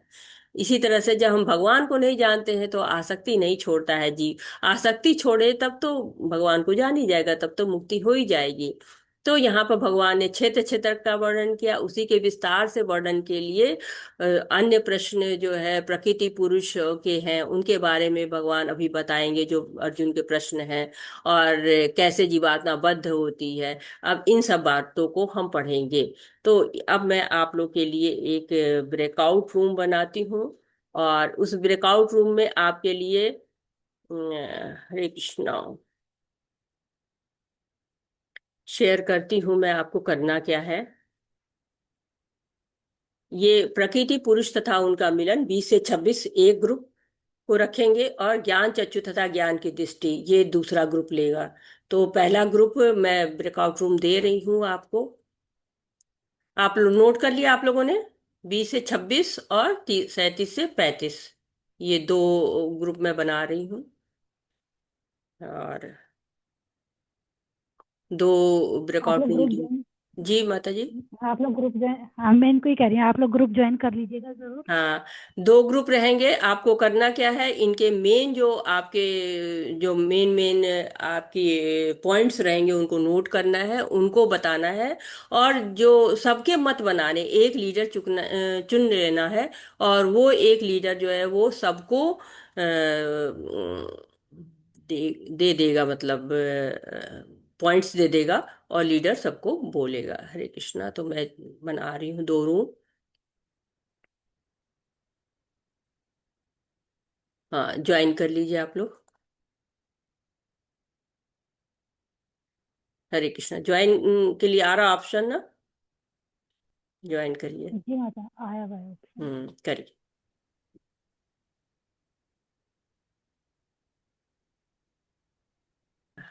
हरे कृष्णा। आप लोग अपना हैंड रेज कर सकते हैं, जो ग्रुप में लीडर हों वो, जो बताना चाहते हैं हैंड रेज कर दीजिए, मैं उनको चांस दे दूं। पहले ए ग्रुप को देखेंगे, जो ए ग्रुप में। प्रमोद प्रभु जी, आप ए ग्रुप के हैं लीडर? जी माता जी। जी प्रभु जी बताएं। माता जी, एक तो पहले तो यही समझ नहीं आया कि करना क्या है, लेकिन फिर भी कोशिश की जा सकती है। मैंने इसमें बोला जो था प्रभु 20 जी कि मुख्य जो आपके बिंदु हैं उनको बताना है, जी जी इस जी अध्याय जी के जी जो जी मुख्य बिंदु हैं। इसमें जो जैसे 20 से 26 में जो प्रकृति पुरुष के बारे में जो बताया कि प्रकृति और जीव जो है ये भगवान की जो ये शक्तियां हैं ये अनादि हैं। इसमें जो है फिर उसके बारे में बताया था कि भाई कैसे कैसे इनमें क्या क्या संबंध है, क्योंकि जो है 3 गुणों से जैसे हम बंधे होते हैं। लास्ट इसमें एक चीज जो हम 23 के बाद हमने इसमें देखा कि कि जो इसकी विधियां हैं, कुछ लोग जो है अष्टांग योग द्वारा प्राप्त करने, कुछ ज्ञान के द्वारा, अनुशीलन के द्वारा इसको प्राप्त करने की कोशिश करते हैं, और कुछ लोग जो है इस ज्ञान इसको जो है श्रवण के द्वारा यानी कि भक्ति के द्वारा ही भगवान को प्राप्त करने का प्रयास करते हैं। वो प्रमाणिक व्यक्तियों से श्रद्धा पूर्वक जो है इसको सुनकर उस जीवन मृत्यु के जो चक्कर है उसको पार कर पाते हैं। कुछ इस प्रकार था माता जी 26वें में जो है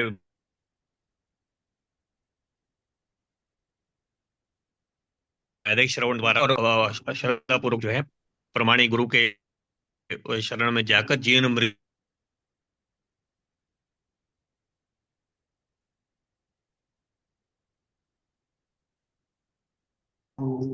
जैसे इसमें बताया था कि शरीर में एक अन्य पुरुष भी होता है जो जिसको हम परमात्मा कहते हैं। वो जीव को अपने जो जिस प्रकार के हमने जो कर्म कर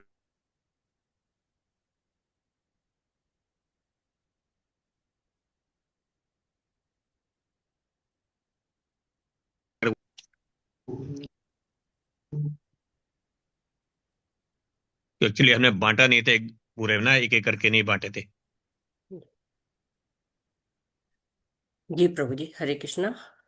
तो आपके उसमें और भी कोई बोलना चाहता है या आप ही बोल, पूरा आपने बोल दिया? माता जी हरे कृष्ण। जी हरे कृष्णा, जी प्रभु जी। माता जी आत्मा को जानने के लिए विभिन्न मार्ग है, उसमें कि ध्यान, जैसे 26वां श्लोक में लिखा है, हम्म, ध्यान योग द्वारा, ज्ञान योग द्वारा और कर्म योग द्वारा। उद्देश्य एक ही है, आत्म साक्षात्कार।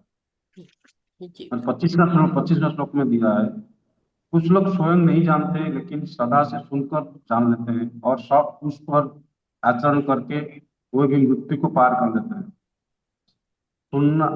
श्रवण श्रवण करना मुख्य का साधन है। और 26वां श्लोक में बोला गया है, जो भी जीवित प्राणी है वो क्षेत्र और क्षेत्रज्ञ के स्वयं से उत्पन्न है। जो यह देखता है वो तत्वदर्शी कहलाता है। संक्षेप में बोला जाए तो उसमें जीव जीव गुण और गुण गुण में फंसकर जन्म मृत्यु पाता है। जीव जो है गुणों में फंसकर जन्म और मृत्यु दोनों पाता है। परमात्मा सदा साथ है, साक्षी और नियंत्रक। सही ज्ञान, ध्यान, कर्म या श्रद्धा में सदा से सुनना सबका लक्ष्य मुख्य है। यही थोड़ा मैंने नोट किया था माता जी। जी प्रभु जी, बहुत सुंदर। आप दोनों प्रभु जी ने मिलकर बहुत सुंदर बताया है। और कोई दूसरा ग्रुप क्या बताना चाह रहा है? हरे कृष्णा, हरे कृष्णा, दूसरा हरे ग्रुप। कृष्ण माता जी। जी माता जी, हरे कृष्णा। माता जी 27-28 में तो मतलब ये बताया कि शरीर और आत्मा संयोग से उत्पन्न हुए हैं। जो व्यक्ति मतलब नाशवान और विनाशी परमात्मा को सभी प्राणियों में समान रूप से देखते हैं वही सत्य को जान पाते हैं। और 29 में है, जो हर जगह मतलब समान रूप से भगवान को देखता है वही मन के द्वारा खुद का नाश नहीं करता और परम गति को प्राप्त होता है। स्थिति का तमाम सारे शरीर के चेतना में प्रकाशित करता है। और मतलब अंत में यही मतलब श्लोक 35 में कि शरीर और आत्मा के जो अंतर को जान पाता है वही मतलब प्रकृति की माया से मुक्त हो जाता है और परम लक्ष्य को, ईश्वर को प्राप्त करता है। जी माता जी, हरे बिल्कुल। हरे कृष्णा, हरे कृष्ण। हरे कृष्णा। बहुत सुंदर आप लोगों ने निकाले मुख्य मुख्य विषय। तो एक तरह से जो आपने 20 से 26 तक के जो श्लोक थे वो पुरुष और प्रकृति के बारे में बताते हैं, और 27 से 35 तक के जो श्लोक है वो ज्ञान चक्षु के विषय में बताते हैं। तो मुझे ऐसा लग रहा है कि थोड़ा इसको और विस्तार दे देते हैं, शेयर करते हैं श्लोकों को भी।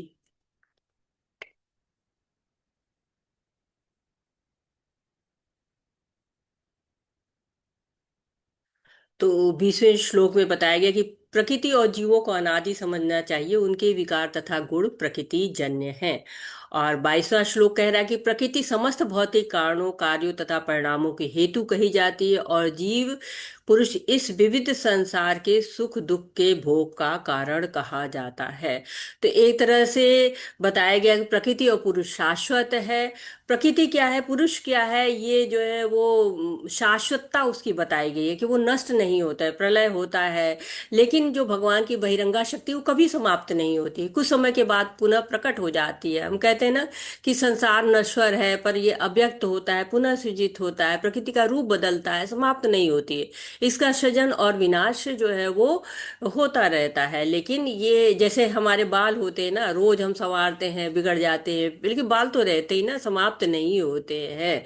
तो वैसे ही हम अगर किसी चीज को, अगर हमने खाया हुआ है, हमने रसगुल्ले खाए हुए हैं, तो अगर कोई हमें बताए रसगुल्ला, तो हमें पता चल जाएगा, भले रसगुल्ला हम खा चुके, समाप्त हो चुका है, लेकिन बेसिक हमको पता रहेगा, उसका रूप रंग हो सकता है कि दूसरी जगह पे कुछ और हो, लेकिन जो है यहाँ पर दूसरी जगह, मतलब एक स्थान पे दूसरी तरह का गोल रसगुल्ला बन रहा है, कहीं लंबा रसगुल्ला बन रहा है, लेकिन रसगुल्ला तो मीठा ही होगा। तो इसे प्रकृति शाश्वत है और पुरुष भी शाश्वत है, भले ही उसका रूप बदलता जाता है। फिर हम आते हैं अगले श्लोक पर। आप लोग को स्क्रीन पे दिख रहा है ना श्लोक और तात्पर्य? हरे जी हाँ कृष्ण। जी माता माता जी। जी, हाँ जी माता जी, हरे कृष्णा। इस प्रकार जीव प्रकृति के 3 गुणों का भोग करता हुआ प्रकृति में ही जीवन व्यतीत करता है, या उस प्रकृति के साथ उसकी संगति के कारण जिस तरह उसे उत्तम तथा अधम योनियां मिलती रहती हैं। तो ये जो प्रकृति में जो है होता है कि उत्तम और अधम योनियां मिलती हैं, क्योंकि जीव ऐसा चाहता रहता है ना। जीव को बहुत इच्छाएं होती हैं, बहुत सारी इच्छाएं होती हैं, बहुत सारे भोग वो भोगना चाहता है, और जब वो भोगता है तो वो बंधता चला जाता है। इसीलिए हर चीज के पीछे कोई ना कोई कारण होता है। हम जब भोक्तापन करते रहते हैं, क्योंकि भोक्ता तो भगवान है, लेकिन जब हम खुद को भोक्ता मान लेते हैं तो बड़ी चुपचाप से हमारे हृदय में बैठ के देखता रहता है। हमें तो समझ में नहीं आता है कि कोई कोई देख रहा है, लेकिन हमें कोई ना कोई देखता रहता है, और उसके कारण क्या करते हैं कि हम जब प्रकृति के साथ संगति करते हैं तो हमें उत्तम योनियां, जैसे हमें आत्मा मिली, मनुष्य का शरीर मिला हुआ है, तो हमें इससे और अच्छा प्रयास करना चाहिए ना, कि हम ऊपर के लोकों में जाएं, ना कि हम और अधम योनियां प्राप्त कर लें, कि हम कभी बिल्ली बन जाए, कुत्ता बन जाए, जोक बन जाए। तो ये क्या होता है, हम आत्मा का एक तरह से अपमान कर रहे हैं ना, हमें मिली हुई आत्मा की हम भगवान के पास जाएं।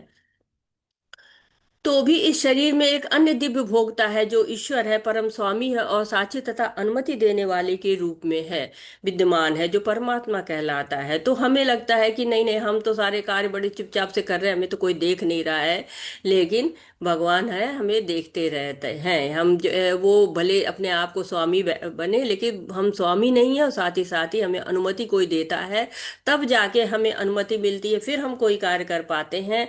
हमको लगता है कि हम सारे कार्य खुद कर रहे हैं, जब ऐसा सोचते हैं तभी हम बंधन में पड़ते हैं, क्योंकि यही बंधन देता रहता है। अब जो 27 से 35 तक के श्लोक, नहीं 24वां श्लोक है, क्या कह रहा है वो, कि जो व्यक्ति प्रकृति जीव तथा प्रकृति के गुणों के अंतःक्रिया से संबंधित विचारधारा को समझ लेता है, उसे मुक्ति की प्राप्ति निश्चित है। उसका वर्तमान स्थिति चाहे जैसी भी हो, यहाँ पर उसका पुनर्जन्म नहीं होगा। तो एक तरह से कहते हैं कि पुनर्जन्म नहीं होगा। फल श्रुति हमको मिल जा रही है यहाँ पर, कि अगर हम जीव को और प्रकृति के गुणों की अंतःक्रिया को समझ लें तो मुक्ति निश्चित है। तो भगवान हमको जगह जगह बताते भी रहते हैं कि देखो मुक्ति मिल जाएगी। हमें 6 प्रश्नों का तो उत्तर हमको अब मिल चुका है ना। अब भगवान का निर्णय क्या है, कि भगवान ही ज्ञेय है, यानी कि ज्ञान जो भी हम पाते हैं उसका उद्देश्य जो है वो भगवान ही है। भगवान ही क्षेत्रज्ञ है, भगवान ही जो है वो सबके शरीरों के बारे में जानते हैं। भगवान परमात्मा है, परम पुरुष है, और ये भी पता चल गया कि वो अनुमति न दे तो हम कोई कार्य कर ही नहीं सकते हैं। तो आत्मा भगवान के सामने बड़ी छोटी सी है, बड़ा सीमित सा रूप है, और भगवान का बड़ा बृहद सा रूप है। ये चीजों को हमने अब जान लिया। ये जो है वो और क्षेत्रज्ञ आत्मा और परमात्मा एक तरह से दोनों है। नहीं, जो क्षेत्रज्ञ है वो आत्मा और परमात्मा दोनों है, लेकिन क्षेत्रज्ञ जो जीव है उसमें थोड़ी क्षमता है, परमात्मा में ज्यादा क्षमता है। तो एक तरह से हमने इन सब चीजों को समझ लिया है, भगवान के बारे में जान लिया है, और आत्मा के बारे में जान लिया है। कुछ लोग परमात्मा को ध्यान के द्वारा अपने भीतर देखते हैं, दूसरे लोग ज्ञान के अनुशीलन द्वारा, और कुछ ऐसे हैं जो निष्काम कर्म योग के द्वारा देखते हैं। तो एक तरह से ये बता रहे कि जब हमको पता चल जाता है भगवान के बारे में, तो फिर हम भगवान को देखना चाहते हैं, सुनना चाहते हैं, ज्ञान लेना चाहते हैं। तो अपने अपने रास्ते हैं सबके अलग अलग। कुछ लोग ध्यान से देखते हैं, कुछ लोग ज्ञान के अनुशीलन से देखते हैं, कुछ लोग निष्काम कर्मयोग से देखते हैं। तो परमात्मा को देखने के अपने अपने तरीके हैं। जैसे कहीं भी जाना हो, दिल्ली जाना हो, तो कई तरह के रास्ते हैं। कोई ट्रेन से जाता है, कोई हवाई जहाज से जाता है, कोई जो है वो मोटरसाइकिल ही चल देता है, कार से, बस से। तो अलग अलग रास्ते हैं, लेकिन जाना तो वहीं पर है। ऐसे भी लोग हैं जो यद्यपि आध्यात्मिक ज्ञान से अवगत नहीं होते, पर अन्य पुरुषों से परम पुरुष के विषय में सुनकर उनकी पूजा करने लगते हैं। ये लोग भी प्रामाणिक पुरुषों से श्रवण करने की मनोवृत्ति होने के कारण जन्म तथा मृत्यु के पथ को पार कर जाते हैं। तो बताया जा रहा है कि ये एक तरह से कलयुग के लिए विशेष करके श्लोक बना हुआ है कि कलयुग के लोग इससे मुक्त हो सकते हैं। कैसे? जबकि वो सुनकर, श्रवण विधि की बात यहाँ की, श्रवण के द्वारा हम भगवान को प्राप्त कर सकते हैं। कलयुग में जो है वो नवधा भक्ति करते हैं सब लोग। नवधा में सबसे पहले आती है, नवधा भक्ति में श्रवण की बात आती है। सुनने मात्र से आत्म साक्षात्कार हो जाता है। कहते हैं ना कि भगवान ने एक मुंह दो कान दिए हैं, यानी कि सुनना हमारी प्राथमिकता है, ज्यादा सुनना है, बोलना कम है। और ये जो आंदोलन है हमारा भगवान के नाम के प्रचार प्रसार का, उसमें क्या होता है, हम श्रुति परायण बनते हैं, और श्रुति परायण बन के हम भगवान को जान सकते हैं। परीक्षित महाराज ने 7 दिन में भगवान को, और कोई विधि नहीं थी जिससे प्राप्त कर पाते, लेकिन 7 दिन उन्होंने श्रवण किया सुखदेव गोस्वामी से, और उन्होंने भगवत धाम की प्राप्ति की। कपिल मुनि से उनकी माता देवहूति ने श्रवण किया और भगवान की प्राप्ति की। सुखदेव गोस्वामी ने जी ने श्रवण किया, और व्यास मुनि से अपने पिता से। अर्जुन ने श्रवण किया। इस्कॉन में भी श्रवण की बड़ी व्यवस्था है। रोज जो है सुबह 8 बजे भागवतम का पाठ होता है, और सब लोग भागवतम पाठ करते हैं। तो श्रवण की बड़ी महिमा है, और श्रवण के द्वारा एक विधि है जिसके द्वारा हम भगवान की प्राप्ति कर सकते हैं। अब 27वें से जैसे हम लोगों ने बोला था कि अब हमारी 27 से 35 तक के जो श्लोक हैं वो हमें कहते हैं कि फल श्रुति के बारे में बताते हैं कि फल कैसे मिलेगा। जो है वो ये जो जन्म मृत्यु का जो चक्र है, इसमें हमने क्षेत्रज्ञ और क्षेत्र से जो तादाद में बना लिया है ना, वो अभिन्न जैसा हो गया है कि दोनों अलग ही नहीं होते हैं। हम अपने आप को ही, जो आत्मा हमारी है, देह मान लेती है, देहांत बुद्धि हो जाती है। लेकिन मृत्यु के समय क्या करना, देह छोड़ना पड़ता है। तो जब ज्ञान और नहीं होता है ना, तो शरीर को ढूंढती है, आत्मा ढूंढती रहती है। लेकिन जब ज्ञान होता है तो भगवान को ढूंढती रहती है कि भगवान के पास जाना है। तो अब हमें ज्ञान चक्षु के बारे में बात करेंगे कि हे भरतवंशियों में श्रेष्ठ, यह जान लो कि चर तथा अचर जो भी तुम्हें अस्तित्व में दिख रहा है, वह कर्म क्षेत्र और क्षेत्र के ज्ञाता का संयोग मात्र है। तो हमारे 26 से लेकर 28 तक के श्लोक हैं जो कि हमें ये बताते हैं, ज्ञान चक्षु के बारे में बताते हैं कि जब जो हमारा 27वां श्लोक है उसने हमको बताया कि हम आत्मा और पदार्थ में अंतर कर सकते हैं। 28वां श्लोक हमको क्या बताता है? 28वां श्लोक हमको बताता है कि जो परमात्मा को समस्त शरीरों में आत्मा के साथ देखता है, और जो यह समझता है कि नश्वर शरीर के भीतर न तो आत्मा न ही परमात्मा कभी भी विनष्ट होता है, वह वास्तव में देखता है। तो एक तरह से हम चर और अचर में जो क्षेत्र और क्षेत्रज्ञ को समझ सकते हैं, और यहाँ पे 28वें श्लोक में हम समझ सकते हैं कि सभी शरीर में व्यष्टि आत्मा है, सबकी अपनी अपनी आत्मा है, और अविनाशी परमात्मा भी साथ में है। तो परमात्मा भी रहता है हमारे शरीर में, और आत्मा भी रहती है। बस ये होता है कि परमात्मा सबके हालचाल जानता है, सबके बारे में जानता है, और आत्मा केवल अपने बारे में जानती है। जो व्यक्ति परमात्मा को सर्वत्र तथा प्रत्येक जीव में समान रूप से वर्तमान देखता है, वो अपने मन के द्वारा अपने आप को भ्रष्ट नहीं करता। इस प्रकार वह दिव्य गंतव्य को प्राप्त करता है। तो दिव्य गंतव्य परमात्मा कहाँ है? सर्वत्र है ना, हर जगह है परमात्मा। ये हमको कहाँ से प्राप्त होता है? ये हम जब जानते हैं, जब हमें ज्ञान हो जाता है, ज्ञान की बुद्धि हमें मिल जाती है, जब हम परमात्मा को जान जाते हैं, तो ना हमें ईर्ष्या होती है, ना द्वेष होती है। हम स्वयं को देखते हैं कि ये शरीर सारे कार्य कर रहा है, वो भौतिक है, आत्मा कुछ नहीं करती, बस मिस आइडेंटिफाई करती है। मन इच्छा करता है और आत्मा उससे जुड़ जाती है। और हमको यही देखना है कि हम शरीर नहीं है, आत्मा है। और इस शरीर के साथ हमें ज्यादा जुड़ना नहीं है। ये शरीर तो हम एक दिन छोड़ देना, हमें परमात्मा से जुड़ना है। जो यह देखता है कि सारे कार्य शरीर द्वारा संपन्न किए जाते हैं, जिसकी उत्पत्ति प्रकृति से हुई है, और जो देखता है कि आत्मा कुछ भी नहीं करता, वही यथार्थ में देखता है। तो हमको जब ये पता चल रहा है कि आत्मा कुछ भी नहीं करता है, क्या करता है? शरीर सब करता है, लेकिन आत्मा उससे इतनी आसक्त होती है कि वो सारे कार्य को खुद को करता हुआ समझ लेती है। लेकिन जो ये जान जाता है कि आत्मा नहीं करती है, वही यथार्थ में देखता है। जब विवेकवान व्यक्ति विभिन्न भौतिक शरीरों के कारण विभिन्न स्वरूपों को देखना बंद कर देता है, यह देखता है किस प्रकार से जीव सर्वत्र फैले हैं, तो यह ब्रह्म बोध को प्राप्त होता है।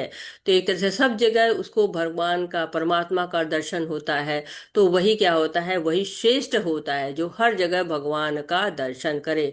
और कहते हैं कि जीवात्मा जो है अलग होती है, और शरीर यानी कि जो क्षेत्र होता है वो अलग होता है। ये हमें अच्छी तरह से जान लेना है। शाश्वत दृष्टि संपन्न लोग यह देख सकते हैं कि अविनाशी आत्मा दिव्य, शाश्वत तथा गुणों से अतीत है। हे अर्जुन, भौतिक शरीर के साथ संपर्क होते हुए भी आत्मा न तो कुछ करता है, न ही लिप्त होता है। तो आत्मा जो है दिव्य है, शाश्वत है, शरीर से अलग है। जो इतना जान जाता है वही सही रूप में देखता है। तो कलयुग के लोग हैं, कलयुग के जीव हैं, इनको जो है वो कैसे समझाएं? तो भगवान इसको समझाने के लिए कुछ उदाहरण देते हैं। यद्यपि आकाश सर्वव्यापी है, परंतु अपनी सूक्ष्म प्रकृति के कारण किसी वस्तु से लिप्त नहीं होता। इसी तरह ब्रह्म दृष्टि में स्थित आत्मा शरीर में स्थित रहते हुए भी शरीर से लिप्त नहीं रहती है। तो एक तरह से यहाँ बताया जा रहा है कि जो सूर्य के बारे में उदाहरण है, और इसके पहले यहाँ पर आपको आकाश और वायु के बारे में उदाहरण है कि आकाश में जो है वो सर्वव्यापी है, जहां भी हम जाएंगे हमको आकाश ही दिखाई पड़ता रहता है, लेकिन वह किसी से भी लिप्त नहीं होता है। तो ये उपमा बताई जा रही है कि आत्मा जो है वो किसी से लिप्त नहीं होती है। जब तक जैसे आकाश होता है, किसी से लिप्त नहीं होते, वैसे ही आत्मा भी किसी से लिप्त नहीं होती है। और दूसरा उदाहरण दिया जा रहा है कि हे कृष्णा, भक्त, जिस प्रकार। सॉरी माता जी, आपको रोक रही है, सॉरी। जी। हरे कृष्णा। माता जी, इसमें दिया है कि सूक्ष्म प्रकृति के कारण लिप्त नहीं होता। सूक्ष्म प्रकृति के कारण। हाँ, सूक्ष्म प्रकृति सूक्ष्म है ना। आपको आकाश को आप छू नहीं सकते हैं। जैसे मन बुद्धि होती है तो उसको छू नहीं सकते, लेकिन अनुभव कर सकते हैं ना। उसी तरह आकाश का हम अनुभव करते हैं। आकाश को हम न छू सकते हैं, न उसके साथ मतलब कुछ भी आप कार्य नहीं कर सकते। तो आकाश तो सर्वव्यापी है, किंतु अपनी किसी वस्तु से लिप्त नहीं होता। तो वो किसी वस्तु से लिप्त नहीं होता। यहाँ पे एक तरह से वायु की बात हो रही कि आकाश सर्वव्यापी, उसमें वायु यहाँ से वहां दौड़ती रहती है, और लेकिन वो आकाश के अंदर ही रहती है। और जितना भी गंदगी होती है, कीचड़ मल जो भी होता है, वो प्रवेश तो करती है लेकिन लिप्त नहीं होती है, आगे बढ़ जाती है। आप वायु सुगंधित जगह पे जाएगी तो सुगंधित हो जाएगी, अगर दुर्गंधित दुर्गंधित हो जाएगी, लेकिन उसको लेके हमेशा नहीं। थोड़ी देर में आप देखिए दुर्गंध खत्म हो जाती है, सुगंध खत्म हो जाती है, जैसे वायु वहां से हट जाती है। तो सूक्ष्म प्रकृति उसकी होती है। इसलिए वायु और आकाश की तुलना एक तरह से यहाँ पे की गई है कि वायु आकाश में ही रहती है, लेकिन वो किसी से लिप्त नहीं होती। या आकाश को भी अगर आप कहेंगे तो आकाश भी किसी से लिप्त नहीं होता है। पानी आप देखते हैं कि नदियां रहती हैं, ऐसा लगता है कि आकाश उसको छू रहा है, लेकिन आकाश उसको छूता नहीं है, उसको लिप्त नहीं होता रहता है। इसी तरह वायु भी होती है, जो शिला प्रभुपाद जी हमको स्पष्ट कर रहे हैं कि वायु का उदाहरण देके जो कि कहते हैं कि जो आत्मा भी रहती है वो हर शरीर में रहती है, लेकिन शरीर में लिप्त नहीं होती है। क्यों? क्योंकि सूक्ष्म प्रकृति है उसकी, आत्मा को नहीं हम देख सकते हैं, आत्मा को न छू सकते हैं, कुछ भी नहीं कर सकते। वैसे आकाश है, चाहे वायु है, उनका भी ऐसा ही जो है सूक्ष्म प्रकृति होती है। तो ये एक तरह से उदाहरण दिया हुआ है कि भौतिक आंखों से उनको हम देख नहीं सकते, और चाहे तीनों चीजों को, चाहे वायु को हो, चाहे आकाश को हो, चाहे आत्मा को हो, तीनों को हम अपनी आंखों से नहीं देख सकते। जैसे मन को, बुद्धि को भी हम नहीं देख सकते, वो भी सूक्ष्म कहा गया है ना, सूक्ष्म शरीर उनको कहा गया, तो इनकी प्रकृति सूक्ष्म ही रहती है। हरे कृष्णा माता जी, ठीक है? माता जी नहीं समझ आया। नहीं समझ में आया? नहीं, एक्चुअली मैं, पता है मैं क्या समझ रही हूँ, जैसे आकाश है, आकाश की सूक्ष्म प्रकृति क्या है? वायु है कि वायु, आकाश, वायु, जल, ये सब एक है? नहीं, एक्चुअली में नहीं समझ में आया माता जी। आकाश की प्रकृति अलग है, वायु की प्रकृति अलग है, मन की प्रकृति अलग है, बुद्धि की प्रकृति अलग है, आत्मा की प्रकृति अलग है। ठीक है माता जी? तो प्रकृति है क्या? प्रकृति क्या कहते हैं आप? स्वभाव को कहते हैं ना, प्रकृति स्वभाव को कहते हैं, है ओके ना? माता। तो जो अब समझ में आया आपको? हम्म। आपको प्रकृति, इस भौतिक प्रकृति की बात नहीं हो रही है, आत्मा की प्रकृति की बात हो रही है। ठीक है? कि आत्मा इसमें की माता जी प्रकृति क्या स्वभाव है? बोल सकते सूक्ष्म हैं। है। हरे कृष्णा, इसमें माता जी स्वभाव बोल सकते हैं। हाँ, स्वभाव बोल सकते हैं उसको, जी माता जी। हाँ गुण बोल सकते हैं। क्या कहते हैं, ये तो इसका नेचर है ना? हम बात करते हैं, क्या हाँ बोलते हैं, हाँ, ये तो इसका नेचर है चले। ना? ठीक है ना? हाँ, यस माता जी। आया समझ में माता जी? अब आप जोड़ पा रहे हैं कि आकाश का प्रकृति क्या है, आकाश का गुण क्या है, आकाश की नेचर क्या है, कि वो किसी वस्तु से लिप्त नहीं होता है। ठीक है? हाँ हाँ माता जी। क्लियर? यस माता जी। हाँ, तो चाहे आप इसको आकाश में ले लीजिए, आकाश में वायु रहती है, लेकिन वायु भी आकाश से लिप्त नहीं होती है। ठीक है? ओके। क्योंकि सूक्ष्म प्रकृति है उसकी। तो यहाँ पर प्रभुपाद जी वायु का उदाहरण दे रहे हैं, क्योंकि आकाश से हम नहीं समझ पाएंगे, बट नेचुरल हमारी इतनी बुद्धि नहीं है, है ना? कि आकाश सर्वव्यापी है, हर जगह है, लेकिन वो किसी चीज को टच नहीं करता, किसी चीज को मतलब आपको स्पर्श नहीं करता, या उसको कोई अंतःक्रिया नहीं करता है ना, बिल्कुल निर्लिप्त सा रहता है ना, कहीं कुछ भी आकाश है ऊपर तो ठीक, क्योंकि हमें आदत पड़ गई आकाश की, नहीं तो वो हमारे लिए कुछ ऐसा करता हुआ प्रतीत नहीं होता। करता है, ऐसा नहीं है कि करता ही नहीं है, भगवान ने कोई चीज बेकार नहीं बनाई हुई है, लेकिन हमें करता हुआ प्रतीत नहीं होता ना, दिखता नहीं है वो। ठीक है माता जी? ओके माता जी। हरे हाँ, कृष्णा। तो हरे कृष्णा, क्लियर हो गया? तो आगे बढ़ते हैं। हे भरतपुत्र, जिस प्रकार सूर्य अकेले इस सारे ब्रह्मांड को प्रकाशित करता है, उसी प्रकार शरीर के भीतर स्थित एक आत्मा सारे शरीर को चेतना से प्रकाशित करती है। तो एक तरह से और एक और उदाहरण आ जाता है यहाँ पर, जिसको कहा गया कि सूर्य अकेले ही सारे ब्रह्मांड को प्रकाशित करता है, कोई और नहीं है, सूर्य के द्वारा ही सारा प्रकाशित तो हो जाता है। चाहे ये नहीं है कि अमेरिका के लिए एक और सूर्य बना है और भारत के लिए अलग सूर्य बना हुआ है, नहीं, सबका एक ही सूर्य है। लेकिन वो शरीर के भीतर स्थित एक आत्मा उसी तरह से एक शरीर के लिए एक आत्मा सफिशियंट पूरे शरीर में चेतना प्रदान कर देती है। एक निकल जाता है तो ना उंगली चला सकते, ना पैर चला सकते, कुछ भी नहीं, एक आत्मा शरीर से निकल गई, कुछ भी नहीं चला सकते ना।